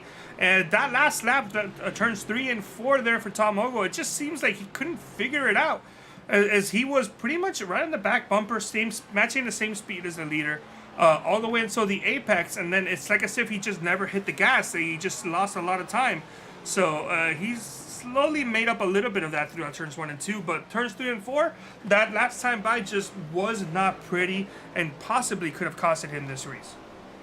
Yeah, with 9 laps to go here crossing this line, Tom Ogle is trying everything he can to try to squeeze just a little bit more speed out of that machine. You saw him try to wall ride like Ross Chastain there just a lap of go. He is trying to find any way possible to catch up to Barrett Polhemus there in that 79. Looks like Barrett Polhemus has got that thing locked and loaded at the top of this grid here tonight. But you see right there, as you mentioned, Carlos, he seems to have that speed going down into 3 and 4. He can see him gaining a little bit more momentum, but on the exit of the corner, that's where that 79 tends to pull off. Yep, 8 laps to go this time by, going to 1 and 2. Polhemus already pulling it up into a 6. Oh, he's gone wide. Oh, well, that could have just been a way to get a good exit at the corner. I don't know if he did that perfectly fine. I don't know about that one, Will. It seemed like he maybe pushed it a little too high there. Scared me, though. I thought he missed the corner completely. But Polhemus looks like he may know what he's doing, currently in first. Ogle second. Robinson 3.8 seconds back. And Delicato 4.3 seconds back. It wasn't too long ago that they were hovering around the 2-second mark. So with 7 laps to go this time by, it's a 2-cat race here to see who's going to be the top dog here in this championship. I think what the 79 is doing right in that middle line around 1 and 2, he is cutting that line of the draft right there. He sees Tom Ogle in his rear view. He sees that he's getting momentum in the corners. He is cutting that draft line because now on 3 and 4, that 79 will go low, knowing that that's the preferred line around 3 and 4 coming around right now off 4 to that front stretch. You'll see him pull away from Tom Ogle here, but down into 1 and 2, he knows Tom Ogle has a little bit more speed on 1 and 2. He'll go middle lane to try to cut that draft from the 83 machine you see right now. The 79 is going to go to the middle side, bring Tom Ogle with him, knowing that Tom Ogle loves that low side right now with 6 laps to go. That 79 is like a mad scientist at the top of the grid right now, trying every which way to make sure he comes home with the race victory here around 3 and 4. Coming around 4 right now. He's going to get the 5 to go here in round number 1 of the Chase playoffs. Yep, going to cross the line here. 5 laps to go here at St. Louis here and Gateway. Polhemus, no change to the lead, no change to second, no change to anywhere in the top 5. Everybody's spread out. This is the closest battle out on track. Well, that's a lie. Number 4, Delicato and Robinson are battling side by side. That's also close. Might even be closer for sure. Completely forgot about that. So I'm going to put on the 3Y TV multicam as thank Ty McIntosh for forgetting to turn on his camera again. Although he is currently out of the race, so right now it's not really going to be helping anybody. But thank you, Ty. You did that in Oscar last week too. 4 laps to go here in 1 and 2. Paulhemus, Ogle, still within 0.3 of a second of each other. It's a battle for the win, and also battle for 3rd place between Robinson and Delicado, Mr. 6th time in the year. Yeah, you're looking at a battle for the podium finish there at the top of your screen. You're watching the battle for the lead on the left-hand corner of your screen right now. So 2 huge battles taking place here with 4 someone's laps speeding. to go. Or someone was speeding. I looked that has all the signs of I'm done with this race written all over it for Jake Bustos. And that's Jake Bustos there in that 74 machine. He's not going to come into play here, but throw up those 3s. Rest in peace to Dale Earnhardt, because we have 3 laps to go here in round number 1 of the Chase playoffs here in the Dynasty Stock Car Racing League right now, as we have 2 huge battles taking place. We have a battle between Josh Robinson, Nick and Delicado for a podium finish taking place at the top of your screen. And we have Tom Ogle now trying to find new lines on the racetrack, trying to get around Barrett Paulhemus for the race victory. We're going to come around corner number 4 here, get 2 to go right now as we're going to cross this line heading down to corner number 1.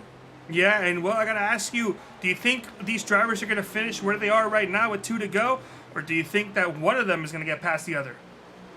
I don't know. It's very close right now with 2 laps to go. Looks like these drivers are just trying to maintain pace right now. You see Josh Robinson trying to do everything he can. Nick Bruce hits the wall. He hits the wall on the backstretch. Nick and Delicado is a disastrous finish for him Caution is right out. now. Caution is out. The caution is out with 3 laps to go as Nick and Delicado, our points leader, Mr. 6th time here in the DSCR, is going to hit the wall hard on the backstretch there after getting loose off of corner number 2. Oh man, we've seen this 4 times this race, and that's probably being a little easy. We've probably seen it a couple times more. Drivers just giving it too much beans exiting the corner and just going around, and this was one of the worst case scenarios. Thankfully, he didn't hit the guy that's over there in the porta potty. He's been in there all race. That's would have been a very, very scary for that driver if he got hit. But number 4 for Delicado, big mistake with 2 laps to go. If he had spun out 10 seconds later or 20 seconds later, then the race would have been over by this point. But as it stands, he wrecked with 2 laps to go, which means iRacing is still throwing out cautions. And a caution came out, and this is going to change everything. It's been over 50 laps, or 40 laps, I should say, since the drivers have gone down Pier Road. Do you pit? Do you stay out? I would pit. I don't know about you, but this is, if you're the leader, people are going to do the opposite of what you're going to do. No, from just my family history of pit strategies here in NASCAR, staying out was actually a good thing, or getting the quickest pit stop possible. Even if you go down and just get a splash and go and try to get back onto the racetrack here, Carlos. But you're looking at virtually a green-white checkered finish here to end things out. I'd say if I was one of these leaders here on the racetrack, I wouldn't try to gamble on a pit stop right now. I would try to push it to the end, try to make it to the end. You've put in all the work here to try to gamble on a pit stop. Maybe restart down in the 6th, 7th, 8th position. You're probably going to run out of laps, try to overtake guys that didn't take that gamble there at the top of the grid. You know, I'm looking at Barrett Paulhemus, Tom Ogle, Josh Robinson. I'd stay out and try to battle it out to the end. If I was not the race leader, I would go down Pit Road, and I would just, not wall ride like Chastain, but I would definitely go up and run the outside line on all the restarts. Do you not see how wide this track is? Granted, not all of it is a racing line, but if you got 4 fresh Goodyears, you got that rubber on you, and you just rip it on the outside, then you're for sure gonna get a couple spots. So maybe not the top 3, although I would if I wasn't the leader. But if you're Sam Brochu, David Westergreen, John DeBarro, absolutely go down Pit Road. I don't know why they're not going down Pit Road. Wait, how many sets of tires are they allowed? They got 3 in the garage and 1 on the car to start. 3 in the garage and 1 in the car. Some drivers have already been down Pit Road 4 times. Some of them have been down Pit Road 3 times. I do know that a lot of them didn't take tires the very first time, so it's possible that, I don't know, it could just be that some of these guys just don't have any more tires, because I can't fathom why some drivers, especially in the back, did not go down Pit Road. I know Eckert's in Pit Road, in Delicado's Imperial Road, but Delicado is heavily damaged, and Eckert is, I think he was the first driver one lap down. So I think Eckert got the lucky dog, and if he's not, never mind, he's still one lap down. And right now, as we're counting it down here, our fourth caution of the night here, ladies and gentlemen, we want to thank everybody for tuning in to 3Y TV here tonight. This is round number 1 of the DSCR playoffs here on 3Y TV. Want to appreciate all those viewers. If you're tuning in just right now, we are now down to a green-white checker to end this race out here tonight. But Carlos, where can folks find out more information about 3Y TV, and what's the broadcasting schedule like for you?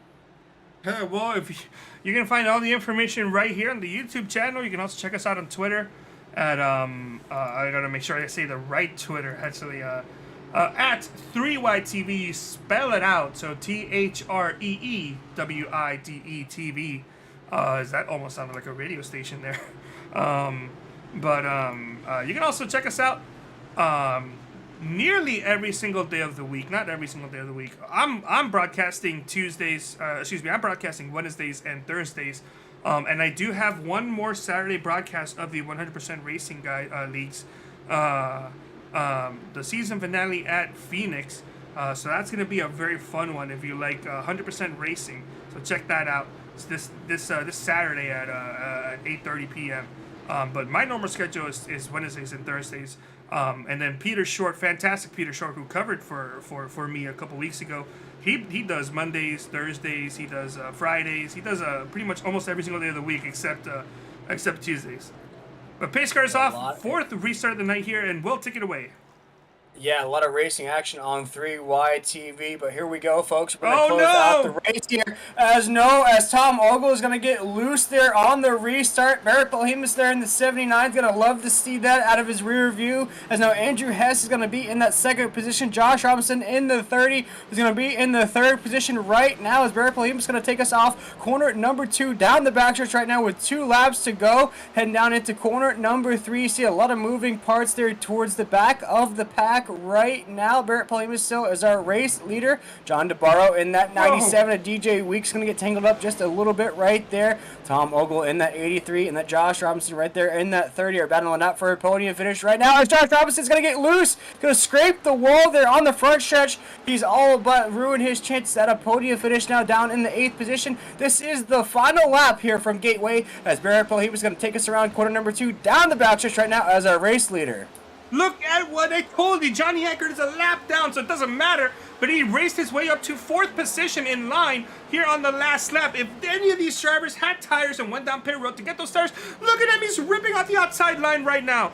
He's not going to get that position, but he probably could have finished 4th place, maybe 3rd. As they're going to cross our finish line, Paul Hemus is going to be your race winner here tonight for the Toilet Bowl 300K, the chase race number 1. Andrew Hess 2nd, Tom Ogle 3rd, DJ Weeks 4th, David Westergreen finishes in 5th, John DeBarro 6th, Sam Brochu, disappointment on his end for sure, he finishes in 7th, Josh Robinson 8th, Johnny Eckert ripping it to a possible 4th place finish if he was on a lead lap, 9th, and Seth Rawls in 10th place. But what a fantastic drive by Barrett Behemoth. Did everything he could, didn't win the stage, but he won in our hearts and where it mattered here, winning the actual race. Gonna get a bunch of stage, well, he did get a bunch of stage points tonight, but he's also gonna get a bunch of overall points and possibly could be in a really fine position to contend for the championship with the remaining 5 races.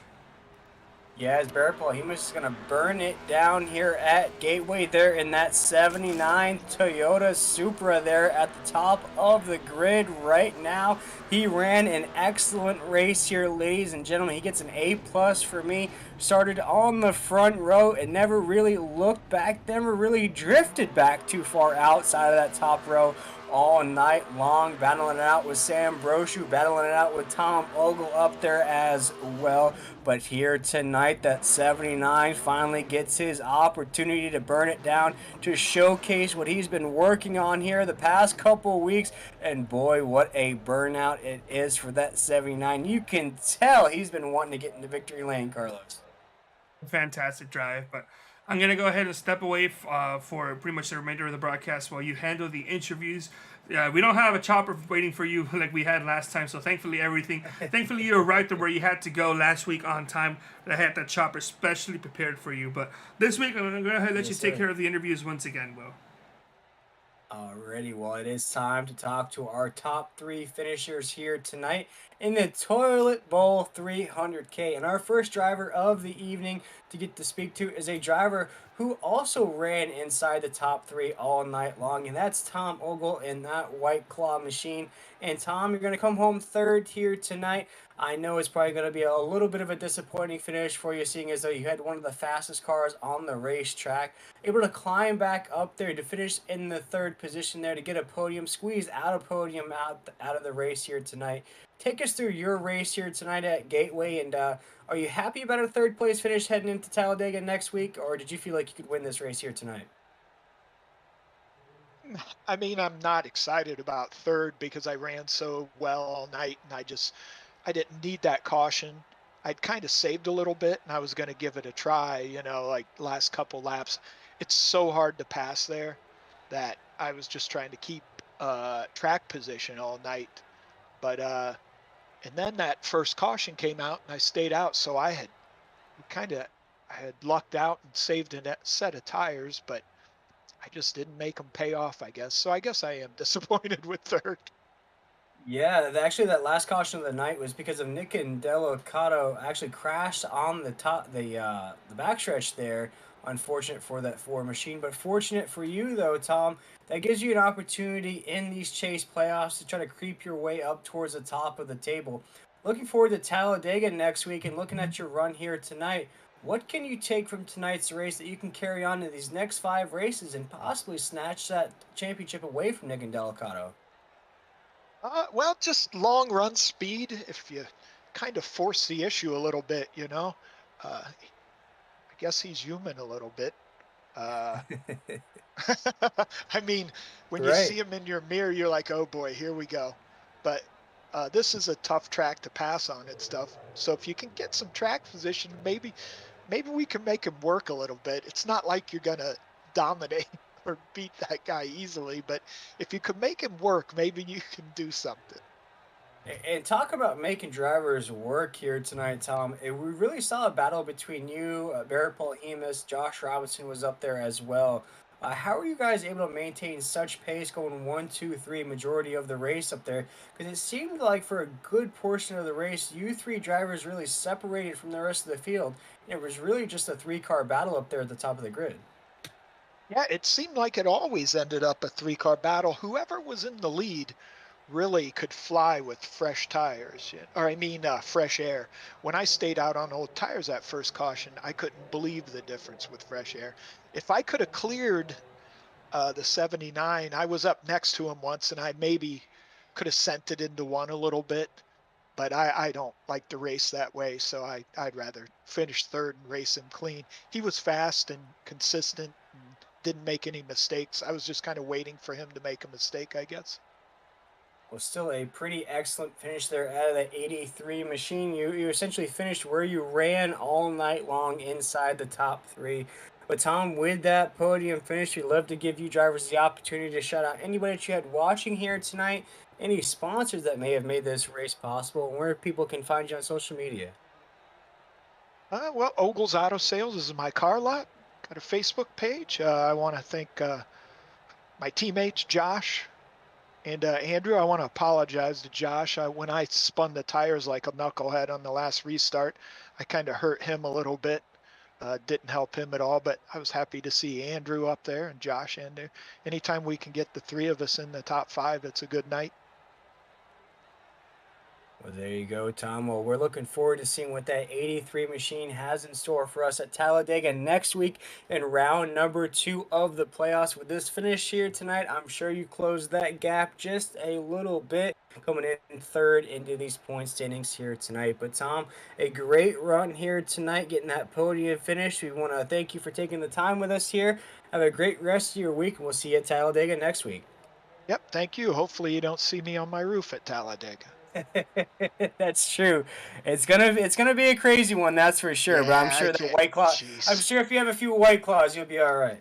Yeah, I'm gonna need them after the race probably. Thanks for putting it on, guys, and the DJ uh, and the admins all do a great job with the league. It's a lot of fun. Yes, sir. Well, we appreciate it, Tom, and we'll see you next week. Thank you. Yeah, thank you. And that was Tom Ogle, our third place finisher of the night there in that 83 machine. What a great run it was out of Tom Ogle. But a surprise finish out of our next driver here is going to come home second here tonight. Our driver that really ran maybe inside the top five, did a great job of climbing through the grid, maybe avoiding all of the craziness throughout the race. Andrew Hess there in that 54. Andrew, somehow, some way, you come out with a second place finish here tonight. Take us through your point of view of the race here at Gateway. And I'm not surprised that your driver skill finished in second. You just virtually came out of nowhere there on that last to come home with a second place finish. Yeah, that was a little luck there on that restart. I think Gateway's a fun but very tough track, so you kind of have to know that you need track position because the arrow is just near impossible to make any real progress moving up through the field. So at towards the end there, I was kind of just in my head that, well, if Nick makes a mistake underneath Josh, maybe I can get him on the last lap. Otherwise, I'll just take fifth and move on. So I got lucky that I missed him, and then I got lucky that Tom spun the tires. Yeah, talking about that last caution of the night there, Nick and Delicato hits that top side wall there on the backstretch, virtually knocks him down a few pegs there on the grid. Were you excited about that last caution of the night? Because it looked like the field was starting to fan out just a little bit. We're going to end with a few drivers fanned out, no really race to the finish. Were you excited about that? Did you feel like that gives you an opportunity to maybe increase your finishing position there at the end? Uh, I guess the worst answer possible, yes and no. I was excited for the opportunity because it was the first time I was able to restart in high side all night. But I was actually worried about, I think DJ had the freshest tires and he was behind us. So I was actually worried that if everyone got a restart that was normal, he would just take me and Josh 3 wide in a 3 and that'd be it. Yeah, it was a crazy finish indeed there. But Andrew, looking forward to Talladega next week and round number 2 of the playoffs. Of course, you finished second here tonight. I believe you're about the middle of the table there in the point standings coming into tonight. What can you take from tonight's race that you can maybe continue on here in the next 5 races in the playoffs and possibly put your name in contention when we hit Homestead at the end? Well, I think the biggest thing is just we're going to, I don't remember all the tracks, but majority of the tracks that I actually enjoy racing. So Dega being one of them, I'm probably the only guy on my team that actually likes going to super speedway races, and I seem to have pretty good luck there, knock on wood. But yeah, once we get past that animal, some of the other tracks I'm really looking forward to, as long as the car kind of continues to move around and we can add a little driver input here, that'd be fantastic. I seem to like those kind of tracks. Yeah, we started to see your runs and your speed starting to increase here the last couple races. Starting to see that 54 machine really try to move around the track a little bit more, starting to call your name out a little bit more. What do you think it's finally going to take to put that 54 in victory lane here? As you just mentioned, Talladega is one of your favorite tracks. What do you think it's going to take there? Uh, there's definitely, you need a lot of luck, and I wish I had a better answer because I would probably tell my teammates how to figure it out because they seem to Right. have horrible luck. But I think Tom likes to think that I just use all my luck at the plate tracks, and then when we go to someplace else, then I get clobbered. So Yeah, as your teammate Tom Ogle said, he's excited that you finished second here tonight. He finished third, basically a position that he ran all night long inside the top three. He's excited moving on to the next round of the playoffs, as well as that 54 machine of you, Andrew Hess. Gonna come home second here tonight. Looks like your team has everything worked out coming into this race. I'm looking forward to seeing what the rest of these races have in store here in the DSCR. But Andrew, with a second place finish here tonight, a podium finish nonetheless. We'd love to give you drivers the opportunity to shout out anybody that you had watching here tonight, any sponsors that made this race possible, and where people can find you on social media. oh well, I always say you guys do a phenomenal job. So if you're not watching the broadcast, you're definitely missing out. Continue up the good work and say good work to my team. Josh and Tom, they we work together really well and seem to come up with some good ideas on how to split the race up. And just looking forward to continuing with the playoffs and the Dynasty Stock Car Racing League, and thanks to the admins. Yes, sir. Well, Andrew has coming home second here tonight. We appreciate you taking the time with us. Andrew, cannot wait to see that 54 at Talladega. Sounds like a track that you're excited to take on, a track that you're comfortable at. So I am excited to see what that 54 has in store. Coming home second here tonight. We appreciate you taking the time with us, my man. We'll see you next week at Talladega. Thanks, guys. And that was Andrew Hess there, and that 54 is going to come home second here tonight behind our race leader of the 79 of Barrett Paulhemus. I have monikered him the Anakin Skywalker of the DSCR because of the red and black paint scheme up there. He battled his way to the race victory here tonight, holding off Tom Ogle, holding off Josh Robinson, holding off Sam Brochu. Barrett Paulhemus, you finally get into victory lane there in that 79 machine. How'd you get it done here tonight at Gateway, and how excited are you to finally break through? Well, first of all, that's probably the coolest comparison anyone has ever made about me. Uh, so that's really cool. But second of all, yeah, I mean, it's awesome to finally, beat Nick straight up, especially that because he's been dominating all season. I knew I could do it. I just needed the right step to go my way. I don't think Dover really counted. Well, it was still a win, but it feels even better now that I feel like I guess earned it more. I don't mean to sound like that one cocky guy who's like, "Oh, I knew I was better than everyone else" or anything like that. It's just like, man, it feels amazing. It's awesome. Yeah, it's just Gateway is not a very fun track with these cars. I mean, the driving style was fun. It was nice to have cars that slide around a little bit, and you gotta really wheel them. But the track is, at least on iRacing, you can't really pass, period. So track position was really important, and I credit most of my defense to Dirty Air, um, just being that powerful, and then the air bubble down the straightaways and all that stuff. But I wouldn't have been able to be in that position in the first place without the tire saving. That's a huge round Gateway. So it was difficult to judge at times, but in the end, it seems like I hit it pretty good. So yeah, all in all, it was a good race. Happy to bring it home in one piece, and happy to bring it home in victory lane to open up the chase. This is awesome. Yeah, as Newton once said, things in motion stay in motion, and that 79 has been moving here the last couple weeks. As you mentioned, you've been running second to Nick and Delicato the last couple weeks, but here tonight, it was really a three-car battle there at the top of the grid. Take us through that battle that really lasted the majority of the race. You had Tom Ogle up there, you had Sam Brochu up there, Josh Robinson put his hat in the mix as well. How crazy of a race it was, being as it was just a three-car battle there at the top. It must have been a little bit more anxiety ridden than what you're used to, but once you got out to the lead, it seemed like you held onto the lead up there at the top. Yeah, it was definitely more nerve-wracking than usual because track position was just that much more important. I made a mistake and gave the lead to Sam, then he made a mistake and gave it back to me. It was really just who slipped up first, and that's who was going to lose the position.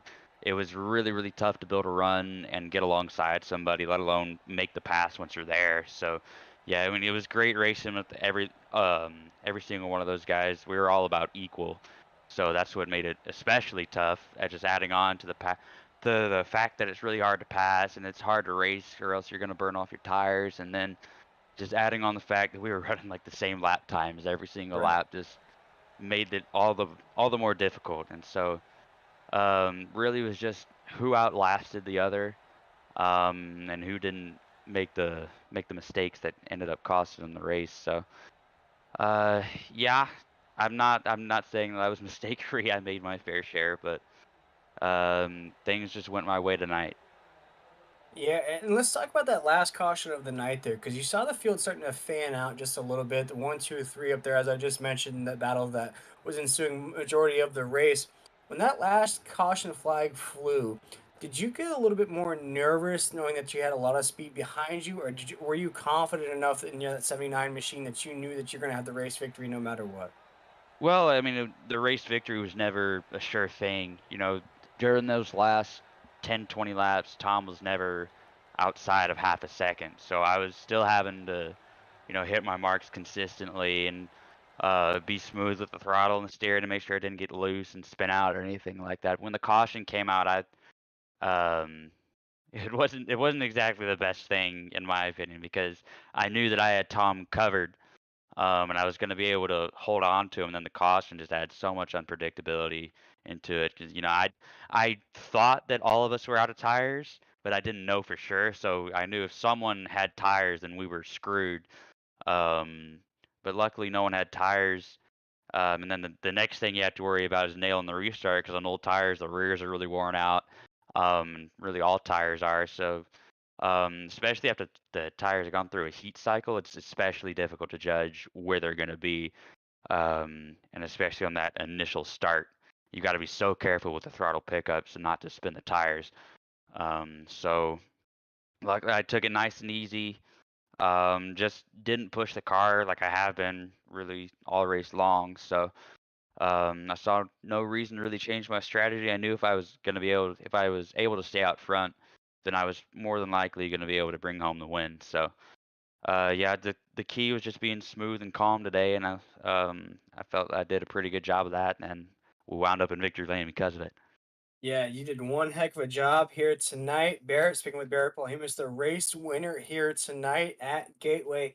And Barrett, with that win here tonight, Nick and Delicato, the guy that was at the top of the points table coming into tonight's going to finish around the 11th position.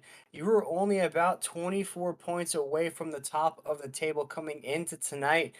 What can you take from tonight's race? You're obviously going to take a victory. You're going to take maybe a huge gap in that points table as well. It's probably going to be very, very close heading into Talladega next week. But how can you carry this win, this momentum, this confidence into round number 2 and throughout these playoffs and possibly snatch that championship away from Nick and Delicato in that 4? Well, I mean, it's just been doing the same thing that we have been all season, just being smooth, being calm, a lot like what we did here tonight. Just take care of the car early on and make sure to be there at the end.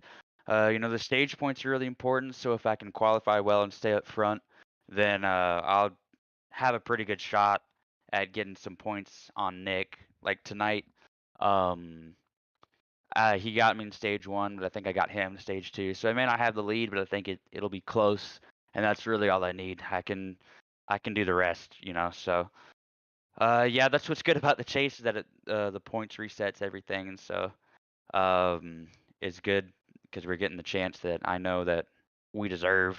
Um, I know I can beat him, so but it's not going to be easy. Like I said, we're just going to have to keep doing what we're doing, or what we have been doing throughout the whole season, and hopefully it'll be consistent enough to bring home that title. Yeah, and as Obi-Wan Kenobi once said, you are the chosen one, and you are the chosen one here tonight as you win here at Gateway. And as you are down in victory lane, we'd love to give you that opportunity to shout out anybody that may have watched this victory here tonight, any sponsors that may have made this victory possible, and where people can find you on social media. Yeah, I gotta thank my team owner first and foremost, John Orlynch. He's the one who's able to put this deal together, so I'm able to run out there with my teammates and my friends and have a good time doing it. So happy to have him on the car. And thanks to my real life sponsor, Turtle Cove Apparel Company. If you want just some comfy clothes, go to turtlecove.com and use code POLHEMUS79 for 15% off your order. It ships some money back to me too, so you're helping me out as well. Um, I think J.O.'s girlfriend is watching too, so hi to her. And you can find me on Instagram at bpolhemus79. That's BPOLHEMUS79. Well, there you go. That 79 is looking good down in victory lane here tonight at Gateway. Barrett Polhemus, our race winner here at Gateway. And Barrett, I cannot wait to see, as you just mentioned it, keeping it calm, cool, and collected next week at Talladega. I know we're going to see a great run into that 79 once again, as you've been doing the last couple weeks, just staying consistent, staying calm, cool, and collected, as you mentioned. But the race winner here tonight, Barrett, congratulations from us here at 3Y TV on a huge victory, an impressive victory at that. Go celebrate a little bit here tonight. Go enjoy the rest of your week. We'll see you back here at Talladega next week, my man. And once again, congratulations on the race victory, and thank you for taking the time with us. Yeah, thanks for putting on the broadcast as always, guys. The graphics are awesome and the commentary is awesome too. So thanks for taking time out of your days to do this, and y'all have a good one, and I'll catch y'all next Wednesday. Yes, sir. We appreciate it. And Carlos, that was our race winner, Barrett Polhemus there in that 79. And what I got from that interview there with our race winner, we've seen it week in and week out, Carlos, is that he's keeping it calm, cool, and collected. He's just racing his race, not really worrying about any external factors, not really worrying about points there. Nick and Delicato's race victories of 6 wins on the season, how far of a points gap Nick and Delicato has. He's just racing his race in that 79. And it looks to be paying off here, Carlos. Yeah, we may be seeing a new person that could contend to get that full-on championship before the season ends.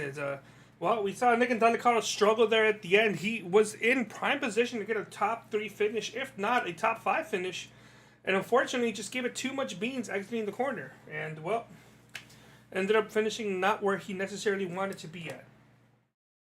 Yeah, I believe that is his first finish, if I'm not mistaken, possibly outside of the top 5. I know for sure it's his first finish outside of the top 10 here in the DSCR. It comes at a time that he cannot afford to make these mistakes. I think Nick would even say that himself, as he only came into round number 1 of the playoffs with a 24-point lead, Carlos. So heading into Talladega, that lead is going to be minimized. I'd say very, very close, maybe even single digits for round number 2. Yeah, excellent. Well said. I couldn't agree more. And already, as we wrap up the broadcast here on 3Y TV, once again, congratulations to our race winner here at Gateway, Barrett Polhemus there in that 79. Andrew Hess going to come home second here tonight, and Tom Ogle is going to be our top 3 drivers here of the evening. As we just mentioned, our points leader coming into tonight's race, Nick and Delicato, is not going to have a race to remember, as he's going to finish 11th here tonight outside of the top 10. But once again, thank you to all of our sponsors, including Manny Ray Cemetery Landscape Services, Pro Air Medical Supplies Company, as well as, I think I'm forgetting one, Carlos, is it Warren, providing all those graphics there for our chase standings here tonight. But as mentioned, Barrett Polhemus is going to be a race winner here tonight in that 79 machine. We want to thank everybody for tuning in here tonight at 3Y TV. We'll catch everybody next week here at same time, 9 p.m. Eastern Standard Time, for round number 2 here in the DSCR Chase Playoffs here. For myself, William Tiller, for my co-host and the man behind the decks, Carlos Acosta, we want to wish everybody a great night, a great rest of your week. We'll see you on the track next Wednesday night.